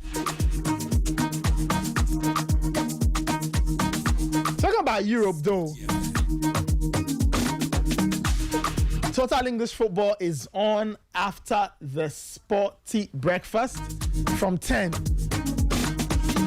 The team will be here to take you through another very interesting weekend of Premier League action. We'll talk about that. A rare weekend where Man United, Chelsea, Liverpool all lost. The last time it happened, I was going through the records. I think the record said, was it 1996? I'm not sure. It must have been 1996. The last time something like this happened. A weekend where Man United, Liverpool, Chelsea lost. Arsenal are the biggest beneficiaries of all of this. So on Total English Football from 10, Yvonne and her team will be here. Last week was Gary in the big seat. So yeah, they'll all be here to take you through that weekend. Michael Asaibedu is joining us. We can talk some La Liga, maybe touch on one or two bits from England, and then we'll move on and do some other things. Yao Fosulabi is in the building. We'll be bringing him in to share his Japan experience with us in a bit. Michael, thank you so much for joining us. Good morning. How are you doing today? Good morning, guys. I'm good. How about you? Yes. We are fine. Thank you so much for joining us. Looking lovely in the black. I don't know what the occasion is. Black is equally a colored, so... I am mourning Manchester United. Oh! But Manchester United, they've been dead for years. Why are you now mourning Manchester United? Oh, just hit me Monday morning. Just to be in a solemn mood and then mourn a once great club which has been planted into the wilderness or the abyss of football. Yeah, and I'm sure it will get even worse than that, though. I don't know. For you, let's talk about your standout point from England, and then we can talk about the Madrid derby. Of everything that happened in England, which one thing stood out for you? I think it's how Arsenal were able to claw back into their game against Newcastle and then win it at the end. It was that beautiful. It just spoke of their mentality and everything that we've actually really put that they don't have to actually sustain a title challenge. This is what teams that are contesting for the title or the biggest of trophies, this is the kind of character mentality that they need to work something out. And if you take a deep dive into football history, then you will know that even the greatest of clubs in their dominant period still had to do some wonderful comeback to make sure that the narrative and everything went according to the script. So clearly, I think for us now, it was a very important win for them against Newcastle, considering the fact that it's a venue that they've not really enjoyed going to in the past 2-3 seasons. They've gone there, they've lost, and not even scored a goal. And for them to go down, come back into the game, it makes it all beautiful. But I think some few highlights to share regarding that game has to do with the impact of Ebere Chiese. For once, Arteta did not restrict him, gave him freedom to operate within the middle. And that brought his creative spark. Most people have blamed Arteta that he is over concentration on the minor details, making sure that every little detail is adhered to regarding his tactical instructions and everything, and kind of restricts players as regards their freedom, their movement, and the ability to at times go wayward in a bit to dig deep into their creativity well and bring something out. But I think in the game against Newcastle, Ebere Chiese was allowed that freedom to play, and it did actually pay off for the Gunners. And kudos to them. But I also think it's also painted something on the wall for Arteta to look at and think that maybe overly concentrating on tactics and limiting players isn't the best way to go. There are times where you need to free the cage canary and then allow these little birds to fly with freedom and enjoy the sky. And I think that is what Arsenal enjoyed against Newcastle United. Kudos to them. And now even the whole controversy about the VAR overturning the penalty won't be up for discussion. Clearly, their win will dominate the headlines. But also, another major highlight will be Crystal Palace and Oliver Glasner. 18 games unbeaten. And whatever thing that they are doing, I think that it would have to go as far back as winning the FA Cup It has emboldened the players, it has toughened their mentality, and it's also shaped their character. They are now full of belief. Crystal Palace believe that no matter what, they can do something. And for the first time this season, Liverpool went a goal down and they were trailing. They have never trailed any opponent they faced in all competitions this term. But Crystal Palace were able to do that. And just when we thought the spirit of Diogo Jota was going to show up again, Liverpool got a late equalizer. Crystal Palace were like, no, we want to make this moment all about us. And clearly they deserve that win. But it is about Oliver Glasner's coaching. Yes, he plays a 3-back just like Ruben Amorim, but you look through the team and the players are playing with much more freedom. Ismail Assar looks to have rediscovered his joy in terms of playing football. He was excellent during his time at Watford, but I think their demotion from the Premier League affected him. He went into oblivion. But I think with Crystal Palace, it's offered him that platform to get back into the game again. The same applies to Jean-Philippe Mateta and every single Crystal Palace player. They are playing very well under him. But I think the standout performer, the one who actually makes them tick, is none other than Adam Wharton. He's actually enjoying the best of football in years. I think for now, the two top English midfielders you can look at and say they've made massive progress as regards their career trajectory from the last season till now. It is Elliott of Nottingham Forest and then Wharton of Crystal Palace. These are two brilliant midfielders and they are a delight to watch. But for Adam Wharton, he controls everything progressive passing for Crystal Palace. He's involved in almost every attacking action as in putting through the final passes. And I think in him, Crystal Palace have gotten a gem. And it won't be long that we will see some of the big teams coming to the doors of Crystal Palace to knock and see if they can get Adam Wharton. And he will command definitely a huge fee. He's a brilliant footballer. You just have to love his football brain. He does not play that aggressive style. He just makes sure he nets passes through. He makes sure he puts together delicate movements and passing. And I think he's a beautiful footballer to watch. But all thanks to Oliver Glasner and what he's doing with the Crystal Palace team. And I think they are the most improved side since he joined the club. And from where he's taking them, look at where they lie on the table. It makes it all beautiful that they were able to get that win against Liverpool. For Liverpool, a lot of questions to be asked of Arne Slot. We thought that for them to dig deep, find wins at late periods in games was only a shift their tough character. But I think against Villa, and they would have to look at what actually is wrong with their defense, work on it, improve on it, and then sustain their title challenge. But this was one of those weekends where their weaknesses were laid bare, and Arne Slot to be concerned, and we'll have to work on this. But for Chelsea and the Manchester United, I don't think we need to spend time discussing it. Two teams who had very bad weekends, lost by the same scoreline. The only thing I'll say, Michael, about the Chelsea result is another weekend, another red card. I guess, look, these things happen. I don't think that it's a symptom of a problem, no. But I just found it striking that 2 straight weekends, Chelsea have 2 red cards.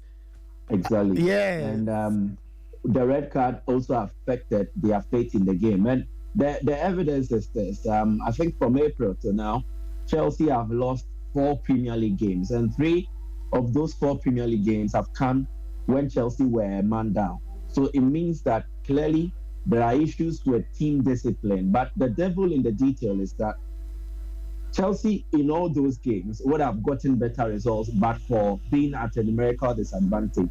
But how do they get these red cards? Poor decision making, inexperience, and failing to read the game. The case in point here, or the reference point, to be the last game they just played against Brighton. Chalobah was trying to sort out the mess that had been created by the lack of concentration by Andre Santos. It was a harmless ball. All he had to do was just control the ball and deal with it in a basic manner, like every midfielder has to. But poor control, he lost concentration, and then he failed to recover. So Chalobah was trying to clear that mess or sort out that mess. And we also failed to read the room. Under normal circumstances, just as it happened in the Chelsea versus Manchester United situation, it is still early days yet. If Brighton had scored from the chance, Chelsea will still have that numerical advantage, and they were playing very well from the first half to the second half. So, with it being 11v11, I don't think Chelsea would have been disadvantaged to the extent that they wouldn't be in the position to get a second goal. So just try to defend. If you can't, allow the man to go past you. You still offer the goalkeeper a chance to make a save. But in this case, if you bring the man down as a last man, eventually it puts your team in a very dicey situation. And it left them numerically disadvantaged. And especially considering the fact that almost all Chelsea's central defenders were out injured. And you, as a senior central defender, should have reasoned well enough to know that any action that will take you out of the game leaves Chelsea in a very bad state. But his inexperience cost him. He failed to read the room, and it affected him. The same applies to the Manchester United bet. Sanchez, the game was that early. It was like in the first 5 minutes. If Manchester United score, we all know Manchester United and their weaknesses. Definitely, you have a chance to bounce back. But if you commit yourself so aggressively, foul the opponent, and you get withdrawn, it affects the team. So I think this goes on to expose the inexperienced nature of the Chelsea team, and they will need to still build up. You see, you can't win Premier League titles with just tactics or how good a coach is. At times, you need experienced players. Like Jose Mourinho's first season when he won the title with the club, Chelsea had a squad that had experience, a squad that was full of leadership, and then they also had a good tactician. In this case, I don't think it is Maresca's tactics that has cost us the loss to Manchester United and also to Brighton and Hove Albion. I think some of the players and their poor decision-making have actually cost the team. So it was not surprising to have Maresca say at the post-match interview that Chelsea will need to stop giving presents to opponents. And yes, we dashed presents to Brighton and Hove Albion, and we were punished duly for that. And I think they will need to learn. There's a young squad. On the average, their ages are not more than 24 years. So they will take time to learn from these experiences and become better. But the fact is that the Premier League is unforgiving. And so you won't be afforded the luxury of time to make these mistakes. By the time you realize you're already out of the picture. So they will need to learn fast, improve, and become better. But then again, Maresca also needs to improve on one or two things because everything will have to start and stop at this time. Well, let's see. But I look, I think you made good points about the inexperience. Last week it was Sanchez rushing out to try and stop Mbeumo. Almost, well, you can kind of pardon him slightly. But I thought Chalobah's decision was really, really off. I don't know why he decided to make that choice. But as I said, 2 weekends, 2 red cards. Enzo Maresca needs to figure this thing out. Later, there's Total English Football, listeners. So they'll do a deeper dive into the Premier League. Spurs drawing, United losing, Chelsea losing, Liverpool losing, Arsenal winning, and all of that. Nuno Espirito Santo is the new West Ham boss. He gets unveiled tonight as West Ham play Everton. The musical chairs. The musical chairs. And Ange Postecoglou hasn't won any game as Nottingham Forest manager. So there's also an eye on him. Slight one. But Michael, let's go to Spain. The biggest one, the Derby Madrileño, Atletico 5, Real Madrid 2. Wow, what a result. When I tuned in, Real Madrid had just gone 2-1 up. And then I said, okay, let's see how they handle this game. And then the madness started. Atletico went on to score and score and score and score. What do you make of that result? Where do we even begin? Is it down to Xabi Alonso? Is it down to the players? Is it that Atletico were pumped up? What went wrong for Real Madrid on Saturday? I think there's a reality check, and it should make Madrid a first passion. The project under Alonso had not even reached the stage where they would be called a settled side who had found stability all of a sudden, and then they were getting all the goals that they were supposed to. They were where they were before the derby because they were also being pushed by brilliant individual players. And then as Alonso tried to institute whatever thing he wanted to do. So star players like Mbappe, Vini Jr. were contributing their best just to push the team. But as a collective, there were still weaknesses in the Madrid side. And in the first big phase, they were exposed again.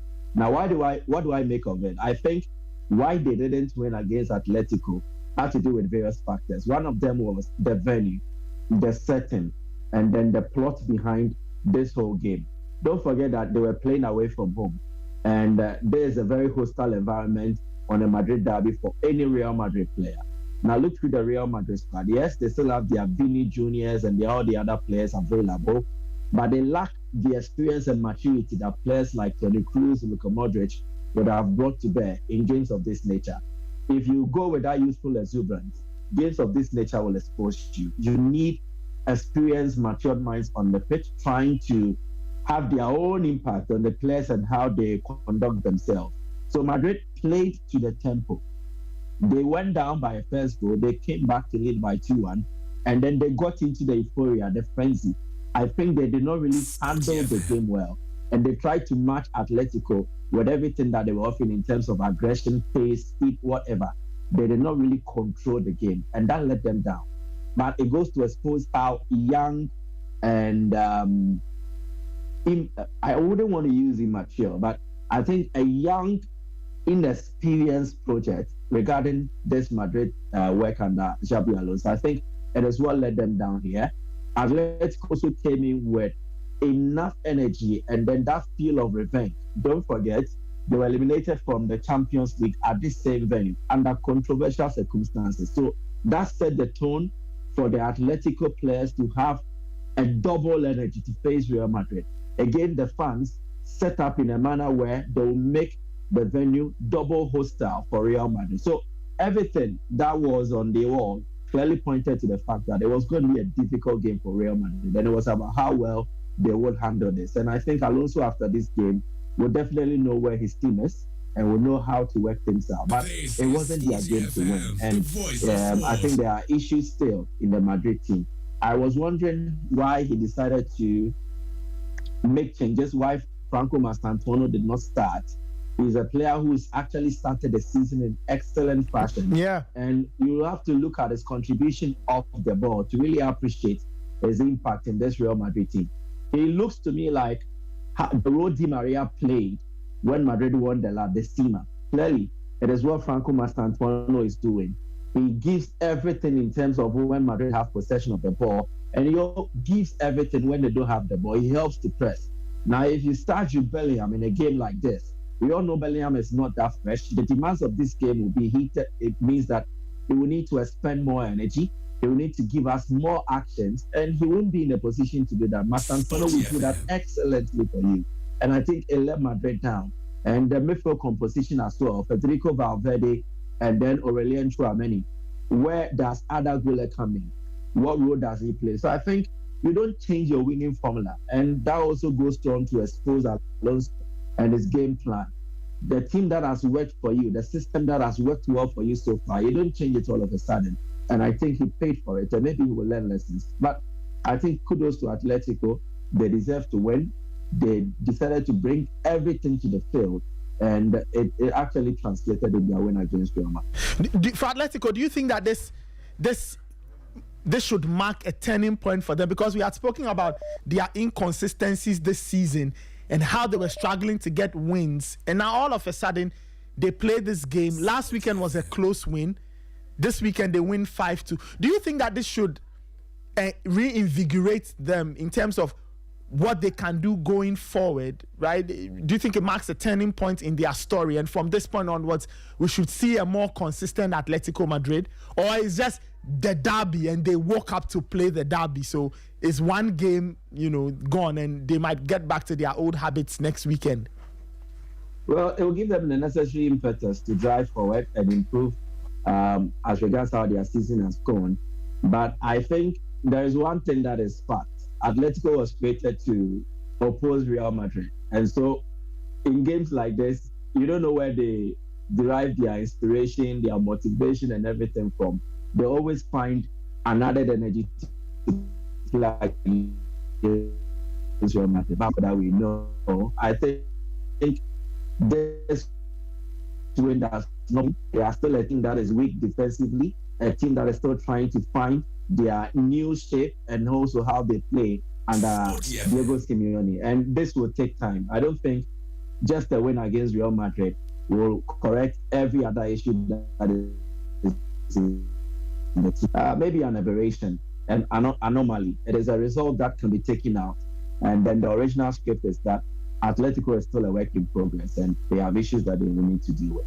Yeah, Michael, just finally on Atletico, I mean, despite the uncertainty, the inconsistencies, I guess we can say the most consistent entity or element in that team is Julian Alvarez. He looks wonderful. He looks like he's playing on a different level. Michael, I don't know what you make of him, but I've enjoyed watching Julian Alvarez play this season. And I think it is for moments like this that he decided to switch camps from Manchester City to Atletico Madrid, where he becomes the main man and the spotlight will be shown on him. I think this season it did not really start well. As after the first 4 games, he had just a goal, but in his last 2 games, he actually showcased his quality as one of the top center forwards in the game. He scored a hat-trick in the last game, and then he added a brace this weekend. And you would have to look at the goals that he scored, and then you will know the technique with which he uses to strike the ball. The free kick goal, beautiful, stunning, but it also shows the kind of quality that he possesses. I think that it won't be long before he outgrows Atletico Madrid, and then he will want to seek a move to another club that will take him to the next level regarding his career. He is an ambitious player. He's won basically everything there is to win. At national team level, at club level, he possesses the quality to rub shoulders with some of the best players in the game at present. Will Atletico be able to do that consistently for him? I doubt. And I think if the likes of Barcelona had the finances, it won't be long before they come chasing after him just to bring him into their camp. And he has the skill set to settle in a club like Barcelona. He's the ultimate Robert Lewandowski replacement. If Lewandowski is leaving and Barca want a striker who is all round and can settle into this Barcelona setup, he is the go-to guy. He is the guy that they need to fill that void. And I think that on the evidence of what he has displayed at Manchester City and currently at Atletico Madrid, he's a top player. And it was also that moment for him to find some respite. Don't forget, it was his controversial penalty that meant Madrid qualified at the IFL. Yes, in the Champions League. So there is a moment where he gets his revenge, and then it offers him some kind of close-up or consolation. So it was a beautiful day for him, and I'm very happy that he's finally getting the headlines and the attention that he deserves. If he was at Man City, Erling Haaland would still have been taking all the shine, taking all the spotlight. But I think at Atletico is his own man, and he will enjoy it. So kudos to him. He's a brilliant footballer, trust me. Wonderful free kick he played, all-round performance. And let's see. I mean, the two teams are returning to Champions League action in midweek. Barcelona also won 2-1. So let's wait to see how all of these clubs will respond and carry on in terms of the results they got in La Liga. And then we'll see what they do in midweek. Michael, thank you. Thank you so much for coming on. We'll catch up later. And please keep mourning Manchester United. Maybe after this morning, they might find some sunshine. I don't know where it will come from, but we wait to see if Man United will ever see sunlight again. All right, Michael, thank you so much. Enjoy your day. We'll speak soon. All right, bye. All right, that was Michael Asabodi joining us from Kumasi, sharing very interesting thoughts. There's Total English Football at 10 right after the Sporty breakfast. So there you get your good fix of the Premier League. The team will be here to take you through the entire weekend. All right, but let's talk some World Athletics Championships now. Yafo Sulabi was a man in Japan, and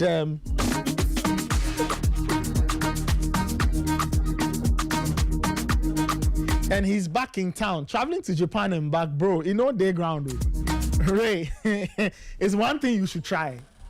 Yeah, you should try. It's a very long trip, I hear. It's a very, very, very long trip. in and out. I think your travel time, if you calculate travel time, it could be like 2 days. Let's ask Yao. Yao is back. Yao, welcome back. Thank you. Konnichiwa. You're welcome. Thank you, Raymond. Thank you, Nathan. Yeah, let's start off with the length of the trip. I was telling Raymond that the flight time will be easy. I mean, if I add the layovers, it should be more than 2 days. I told you. Yeah, if I add layover, more than 2 days. Yeah. Because from Accra to Amsterdam. Accra Amsterdam 6 hours, and then the first layover was 4 hours, and then 13 hours to Tokyo, and then when I was coming back, 13 hours to Amsterdam, 22 hours layover. Oh no! And then 6 hours back. 22 hours is 1 day. Yeah. So, Charlie. So like 1 day to the next. Yeah. Did you enter? Oh no! I was in the airport. Hey. No, but Schiphol is a nice airport.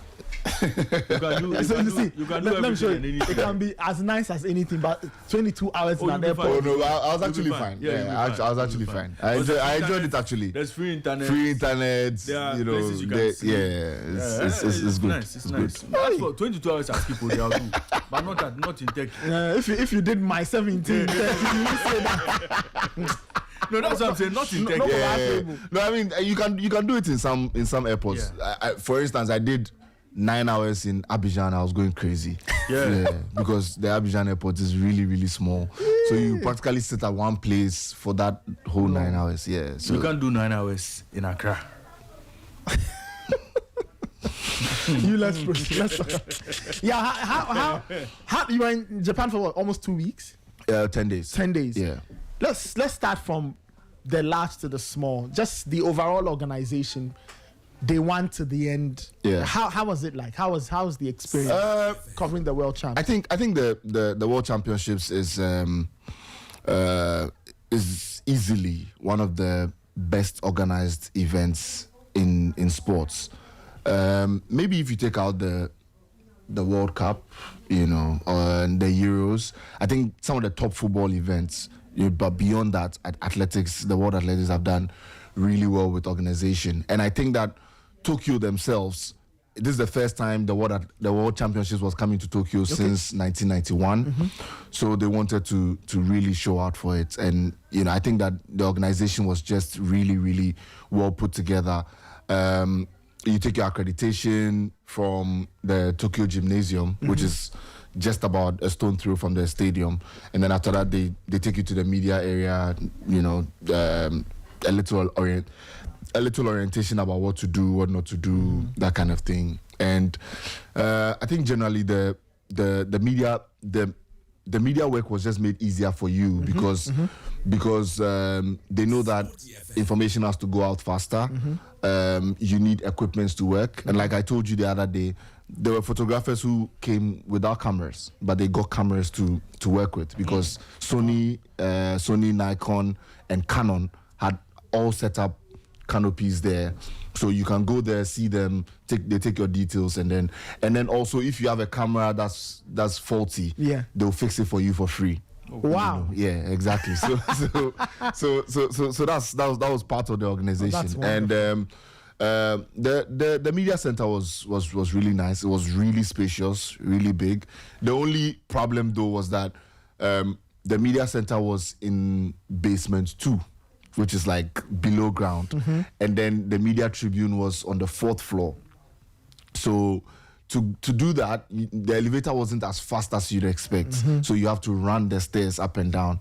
So you run the stairs to go and watch the race, and then you run down to come and do the interviews. So I remember when we ran the 4x100 relay, I was actually up in the media tribune, and then I had to run down to come and do the interview. So yeah, I mean it was a really good experience, and I think that Tokyo did really, really good with the World Championships.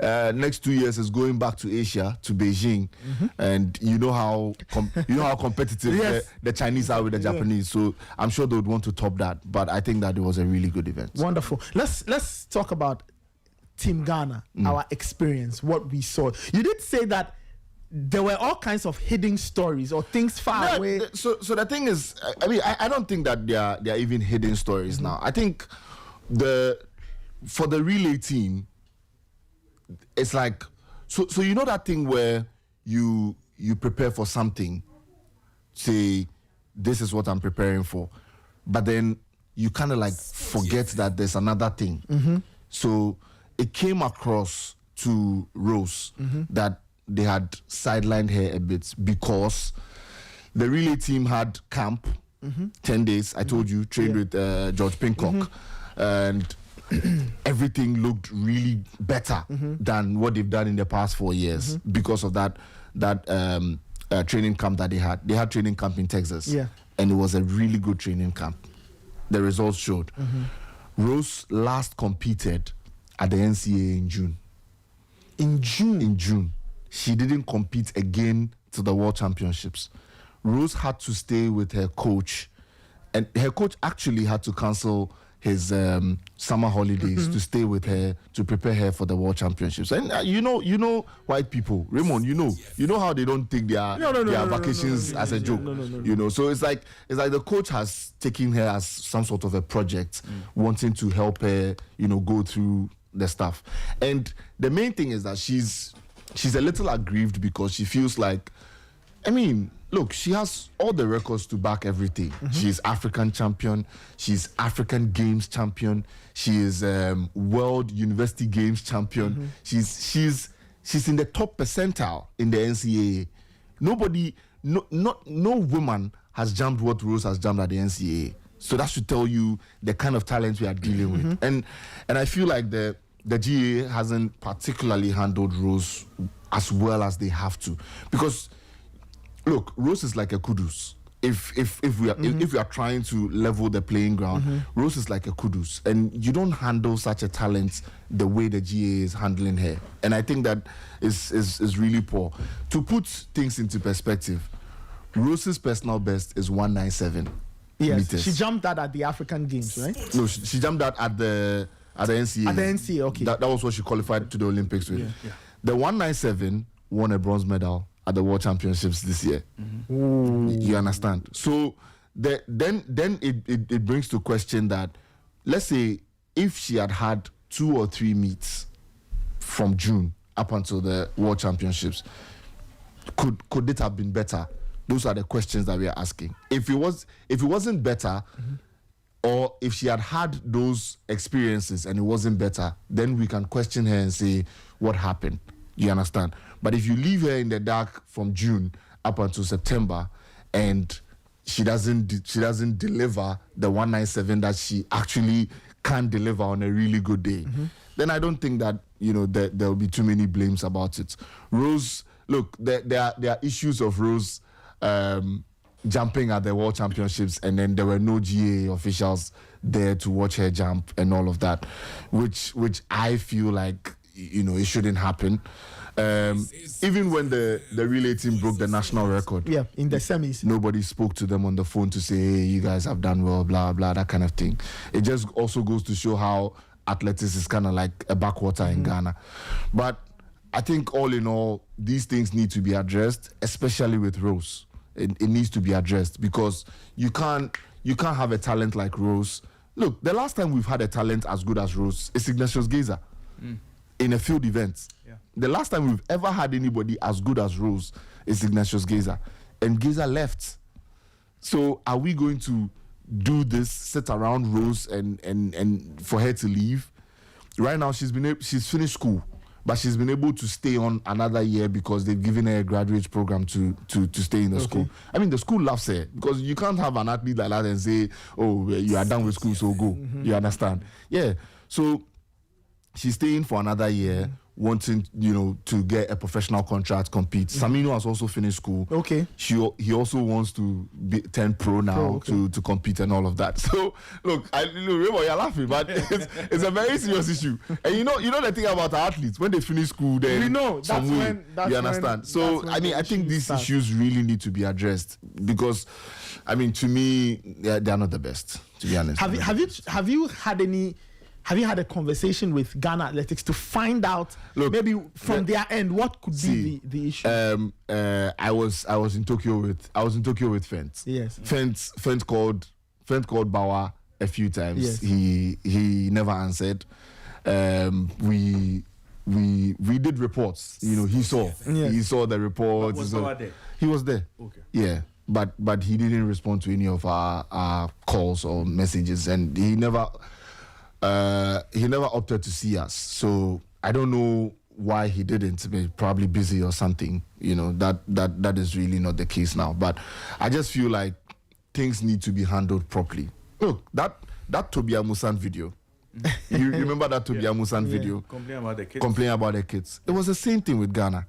It's just that Rose is not someone to complain. Do you get it? Or she's not someone to complain in one light. In another light, she doesn't have the clouds Tobias Musan has to complain about something like that. Okay. Because after Amusan's complaints, she still won a silver medal for Nigeria. It was Nigeria's only medal. You understand? So if Rose is able to build herself up to that Amusan level, I think that there will be world championships where she would also complain. But you understand? Let me stay on that with you. Yeah. Do we have a kit sponsor? So the kit sponsor, the last time I checked, the kit sponsor was A6, and that was at the African Games. Okay. Yes. So I think that they've probably rolled it over up until this time. Yeah. There's a certain number of kits they have to provide for athletes based on that partnership. Yes. So if that's the case, then how come an athlete goes into a championship like this of this magnitude and she has to do wash and wear? Yeah. That was So Rose had one pair. She had one pair. Only one pair of running gear, if you like. Yeah, of competition gear. Competition gear. Yes. Then they competition give gear. Podium gear. Yeah, jackets. Yeah, jacket. Yeah. But that's what she wore. That's what she wore after she finished. After she qualified to the final, she wore the jacket. Yes, I saw exactly. that. As they were being introduced. Wear it early. So she had one piece or one set of competition gear, and she had to use it again on the Sunday. Wow. Yeah. So I mean that was what it was. I mean look, these things are things that, you know, they would come out in events like this. And that's why I'm saying that the Tobias Musan issue, it is only because she's Tobias Musan is the reason why she can come out and say something like that. Look, it's like if Americans are being treated unfairly, who do you think will lead the charge? No allowance. Thank you. And he has the clouds to back it. Yeah. You understand? Yeah. So I feel like that's just it. I mean, Rose, I don't think that she was dealt with properly in Tokyo, and I really hope that things change for her, because like I've said consistently, she's not a talent Ghana has to lose. She's still really young. She's still jumping some really good heights. She would always go back to jump a 197 again. She would, in a really good year, Rose can do a 201 or a 202. So she's someone that we really, really need to protect and help her. When you look at the relays, right after the relays ended, what did the guys say? Could they ID what it is that went wrong? And just watching them, what's the difference, or what difference can we make, or what can we do to move them from fourth to third the next time they are in such an environment? Maybe just hope the Americans and the Canadians are not there. Yeah, I know when they are there. No, because look, Nathan, to be honest, I was really, really disappointed. I'm not gonna lie about this. Like I was so disappointed, because when else would Ghana get an opportunity like this to win a medal? There was no Jamaica, there was no South Africa. So when else? So think about it. Look, if there's and the thing is that so let me tell you the when else. The when else will be when there's no USA in addition to when there's no USA, because then you have a chance. Look, so that was why I was disappointed, because I felt like, look, there's USA, there's Canada. This is an aging Canada team. There's Andre DeGrasse and Jordan Blake. They are old. You understand? I mean, it was a bit of experience that they use, but they are old. We had to be sort of like fresher, you know, to kind of like beat them in that kind of thing. And the Netherlands, we really should have beaten the Netherlands. Look, Ibrahim Fuseni did not talk to us once in the mix zone. His head was down the whole time. And I'm sure he really understands why it hits him so much. Because look, you are looking at it. It's like you are looking at like at glory. Yeah. Look, Nathan, let's be honest with ourselves. If South Africa were in that race, how would it have been for Ghana? If South Africa were not DQ'd, if the Great Britain were not DQ'd, how would it have been? I know that you can't use ifs in sporting conversations, but on another scale, when all is well and good and everybody has a really good day, being equal. All things being equal, do we have a chance as much as we've had at this World Championships? And those are the questions that we're asking. Because look, if Jamaica is there, if South Africa is there, in addition to Canada, USA, if Japan have a good day, they can cause problems. Yeah. You know what? Let me go to the line. Baf is saying he's joining us, right? I'm told my production team has put him on, and he wants to share his thoughts. Ba, good morning. Thank you so much for joining us. How are you doing? I'm doing okay. And how are you doing too? Yes, we are fine. I didn't know you were in Japan. I was there. I see. That's fine. But I'm told you wanted to share a thought or two on our discussion. So you have the floor. I don't know which point you want to make or what you want to contribute to, but you have the floor, please. Several issues. First, about the Rose issue, about the uniform. It is absolutely not true that Rose has one uniform to wear. It is not true. It is not correct. We had relationship with ACES. ACES gave us 6 boxes of kits. 6 boxes of kits. We gave it to the athletes to share among themselves. So the athletes pick the one they want, and the remaining one they return it. So there's no truth in it. I visited ACES house with the athletes, and today I'm wearing one of ACES canvas, the surplus one they gave me. So in terms of kit, we do not have any problem with kitting at all. So 2-3 years ago, even Ghana don't kit us. The Olympic Games is ACES cases. When we went to Guangzhou, ACES cases, so we don't have issue with kitting. So I don't know where Rose One is coming from. On the treatment of Rose in terms of the camping, the time the team went to camp, Rose hasn't qualified. Maybe people don't know how Rose qualified. Rose didn't qualify by performance. Okay, so how did she qualify? Rose qualified by 2 ways. First, we had only male athletes who are qualified. So we wrote to World Athletics that, can we enter a female non-qualified athlete? And they said, yes, we could do that. Once we do not have a female qualifier, we can enter one qualified and qualified athlete. So the team came back to the ESCO. So there were 2 ladies, Rose and Britain Yvonne, who is doing 100 hurdles. So we went to ESCO meeting to determine which one should we nominate for the unqualified female athlete to be part of the team. Meanwhile, Rose were also in the good standing in terms of the ranking more than Yvonne Britain. And Rose were also the last African champions winner in Cameroon. So we wrote to her that why can't we fix Rose because of the African champion, the African championship winner, and also ranked better than Yvonne Britain. They said yes, we could go ahead. So I contacted Rose. I said, this is what is happening. Would you like to go? And so yes, you would like to go. I said, okay, run it by your coach and see which date you will be available to attend the championship. They came back and said she will be available to come to the championship on the 13th of September.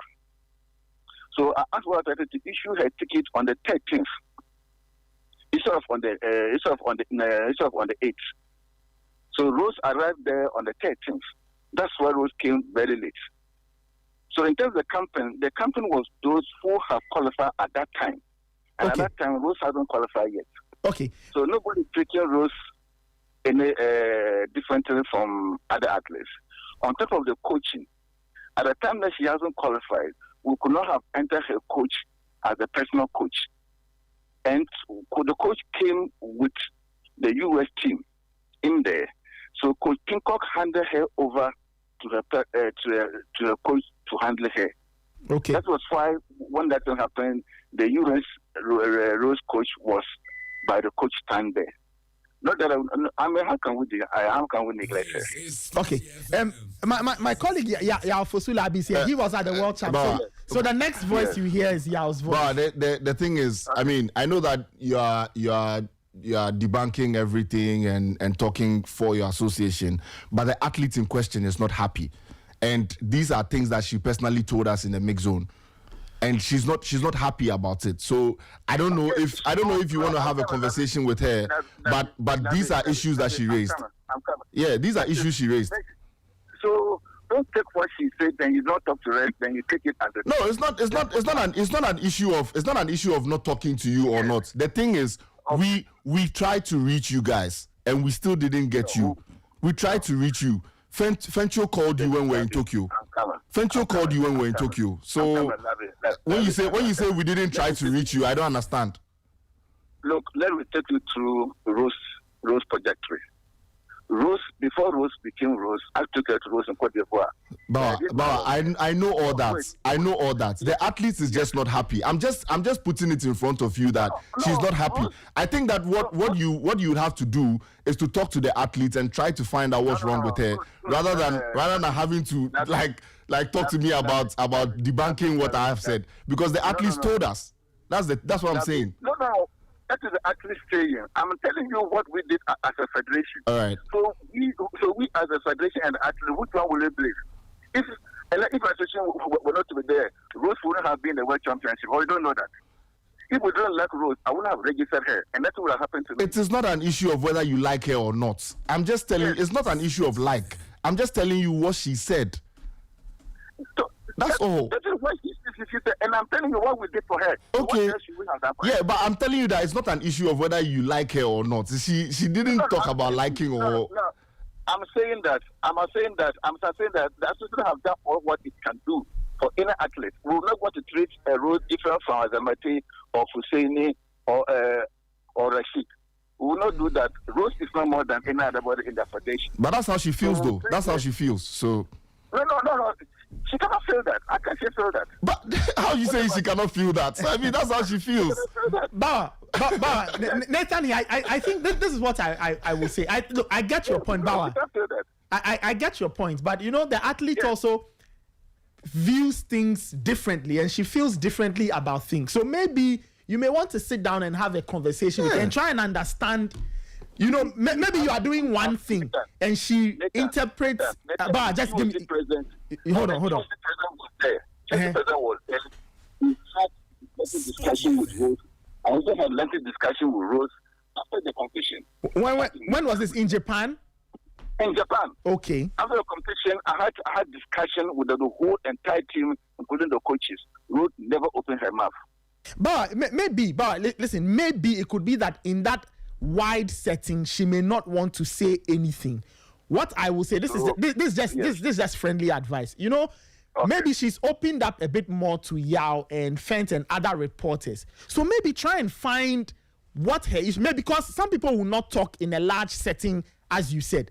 Some people may rather feel more comfortable dealing with you one-on-one, or they think that their situation is so bad they don't want to say anything. So try and reach out to her one-on-one, away from everybody. Maybe you can get an understanding of where the issues are, and then we can all be on the same page. That's just, what I think you can do. You see, I feel like Bauer thinks that it's a slight on the association. It is really not a slight on the association. I am just relaying what she said. So the association needs to take it up, and they need to take it up with the athletes, and that's all I'm saying. But you get it. That's what I'm saying. That I'm coming on there. Just last one point. Yeah. Even in Cameroon, I had one-on-one discussion with her. In Cameroon, I had one-on-one discussion with her. Even when she came, the GOC president also heard something about that. He called her on one-on-one. What is your issue? Do you have? She never said anything. So if she can't open to me, and she cannot open to the GOC president, who also accompanied us to the championship, what else? And you go and talk to journalists. What else does she want us to do? But you see, fine, you may have tried it once, But you see, once she's talking to journalists and highlighting certain things, it clearly means that there is still something that is not sitting well with her. So maybe you need to find a different way of trying to get that information out of her, and then you smoothing everything, and then we can progress. Because you and myself and everybody, we all want it to work. We all want it to work. Yes. But Rose, there's one particular thing that you are not getting. Rose is a close friend of this guy, William Lowe. And William Lowe has been suspended from Ghana Athletics. And William Lowe, I'm saying this blankly, Nathan, you know how I speak. No, I say this blankly. And William Lowe is influencing her to say all what he says. Okay. Every time I thought we were going for any bigger competition like this, William Lowe and his people will find a negative story that will tarnish the preparation of the program. So what he's saying, in front of her, she can't say that because we'll ask her questions. In front of us, she can't say that we'll ask her questions. That is why she always finds whoever is in authority come to her, call her, what is your issue, what can we help you? She always remains quiet. But when she goes out to other people, then she says all sorts of things. Not this time. You remember the Olympic Games about her coach issue? Mm-hmm. You know the same coach issue? Yeah, I remember. Remember when we were going to Budapest, she had an issue. When I went to Budapest, World Championship, there was an issue. When she was even leaving to US, there was an issue. So we tried several times to resolve it. When we were going to Budapest World Championship, I have registered her up, entered her. We called her 100 times. She never responded. She never responded. Okay. So the issues are not the issue. The Rose issue is not Rose herself. It's those who are behind her who are telling her what to do, and we just left it to her face. Whatever she does is good for her. The last point, even when at the last year in school, she has run out of eligibility. She got in touch with me and the executive. Yeah. The executive said we shouldn't do it for her, but look at what she has been treating the petition with contempt. I said no. This is an athlete that we have to do. I did that letter for her as against my own votes. She got the letter. He and coach got the letter. They've never acknowledged the receipt of that letter, and she was able to compete last season at the NCCA. Okay. If you got the letter, she would not have competed. Okay. But she never even acknowledged that letter. I mean, that is fine. That is fine. What we want to do is what we have done. If I want to count on road issue, Nathan, we will not finish the program. Well, but look, I hope that one day we resolve this so we are all fine. But we are out of time. You know what? This week, let's see if we can have a larger conversation around Ghana athletics, the world champs, and what the way forward. So let's figure something out. So this week we can have a wider conversation and break things down so people understand what's happening, and we can see where we can go from here. I'm always available, Mr. All right. I'm always available. All right, Ba, thank you. So my Ba Hussein is president of Ghana Athletics. I guess we'll have to run this back. Oh no, we will. We'll have to run. We will have to continue. We'll have to run this back tomorrow. Yeah, we tomorrow. will. Let's do this again. No, tomorrow. I can't do tomorrow. No, we can even do over the phone. Yeah, no, but we can speak. The Sporty Drive, right? Yeah, the Sporty Drive. So Sporty Drive can continue the conversation. Okay. And then we'll But see, one thing I want to say is that no, I think Bauer will be on Sporty Drive today. Bauer is on Sporty Drive today. Okay, no problem. One thing is that when yeah, will be on too. Yes. When you allow people to talk, they show their hand. Yeah, they exactly. And he did it. You see, that's the thing. The thing is that there's an issue. There's an issue. Yeah. You Nathan, you could sense it. Yeah, I could tell. You understand? There's a bigger issue that has to be solved. Mm-hmm. So it has to be solved. My job is to relay the information. We called him. He didn't give us an audience. So this is where I can also tell the world that this and this is what Rose said. That's all. Yeah, thank you so much. Welcome back once again from Japan. That's how we wrap it up this morning on the Sporty Breakfast. My name is Nathan Kwa. Total English Football will be on. But before I leave, just two quick announcements. The corporate tennis football tournament is happening from the 3rd to 11th of October at the Ghana Tennis Club in Adabraka.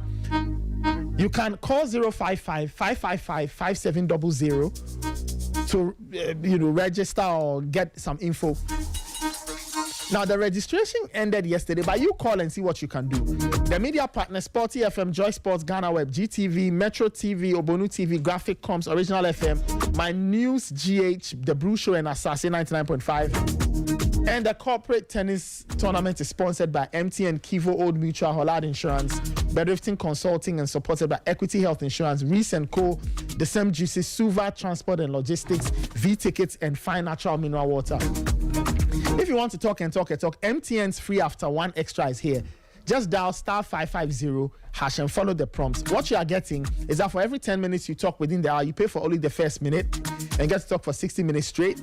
You also get 100 MB of data free after your first call on Saturdays. If you don't want this, then I really don't know what else you want.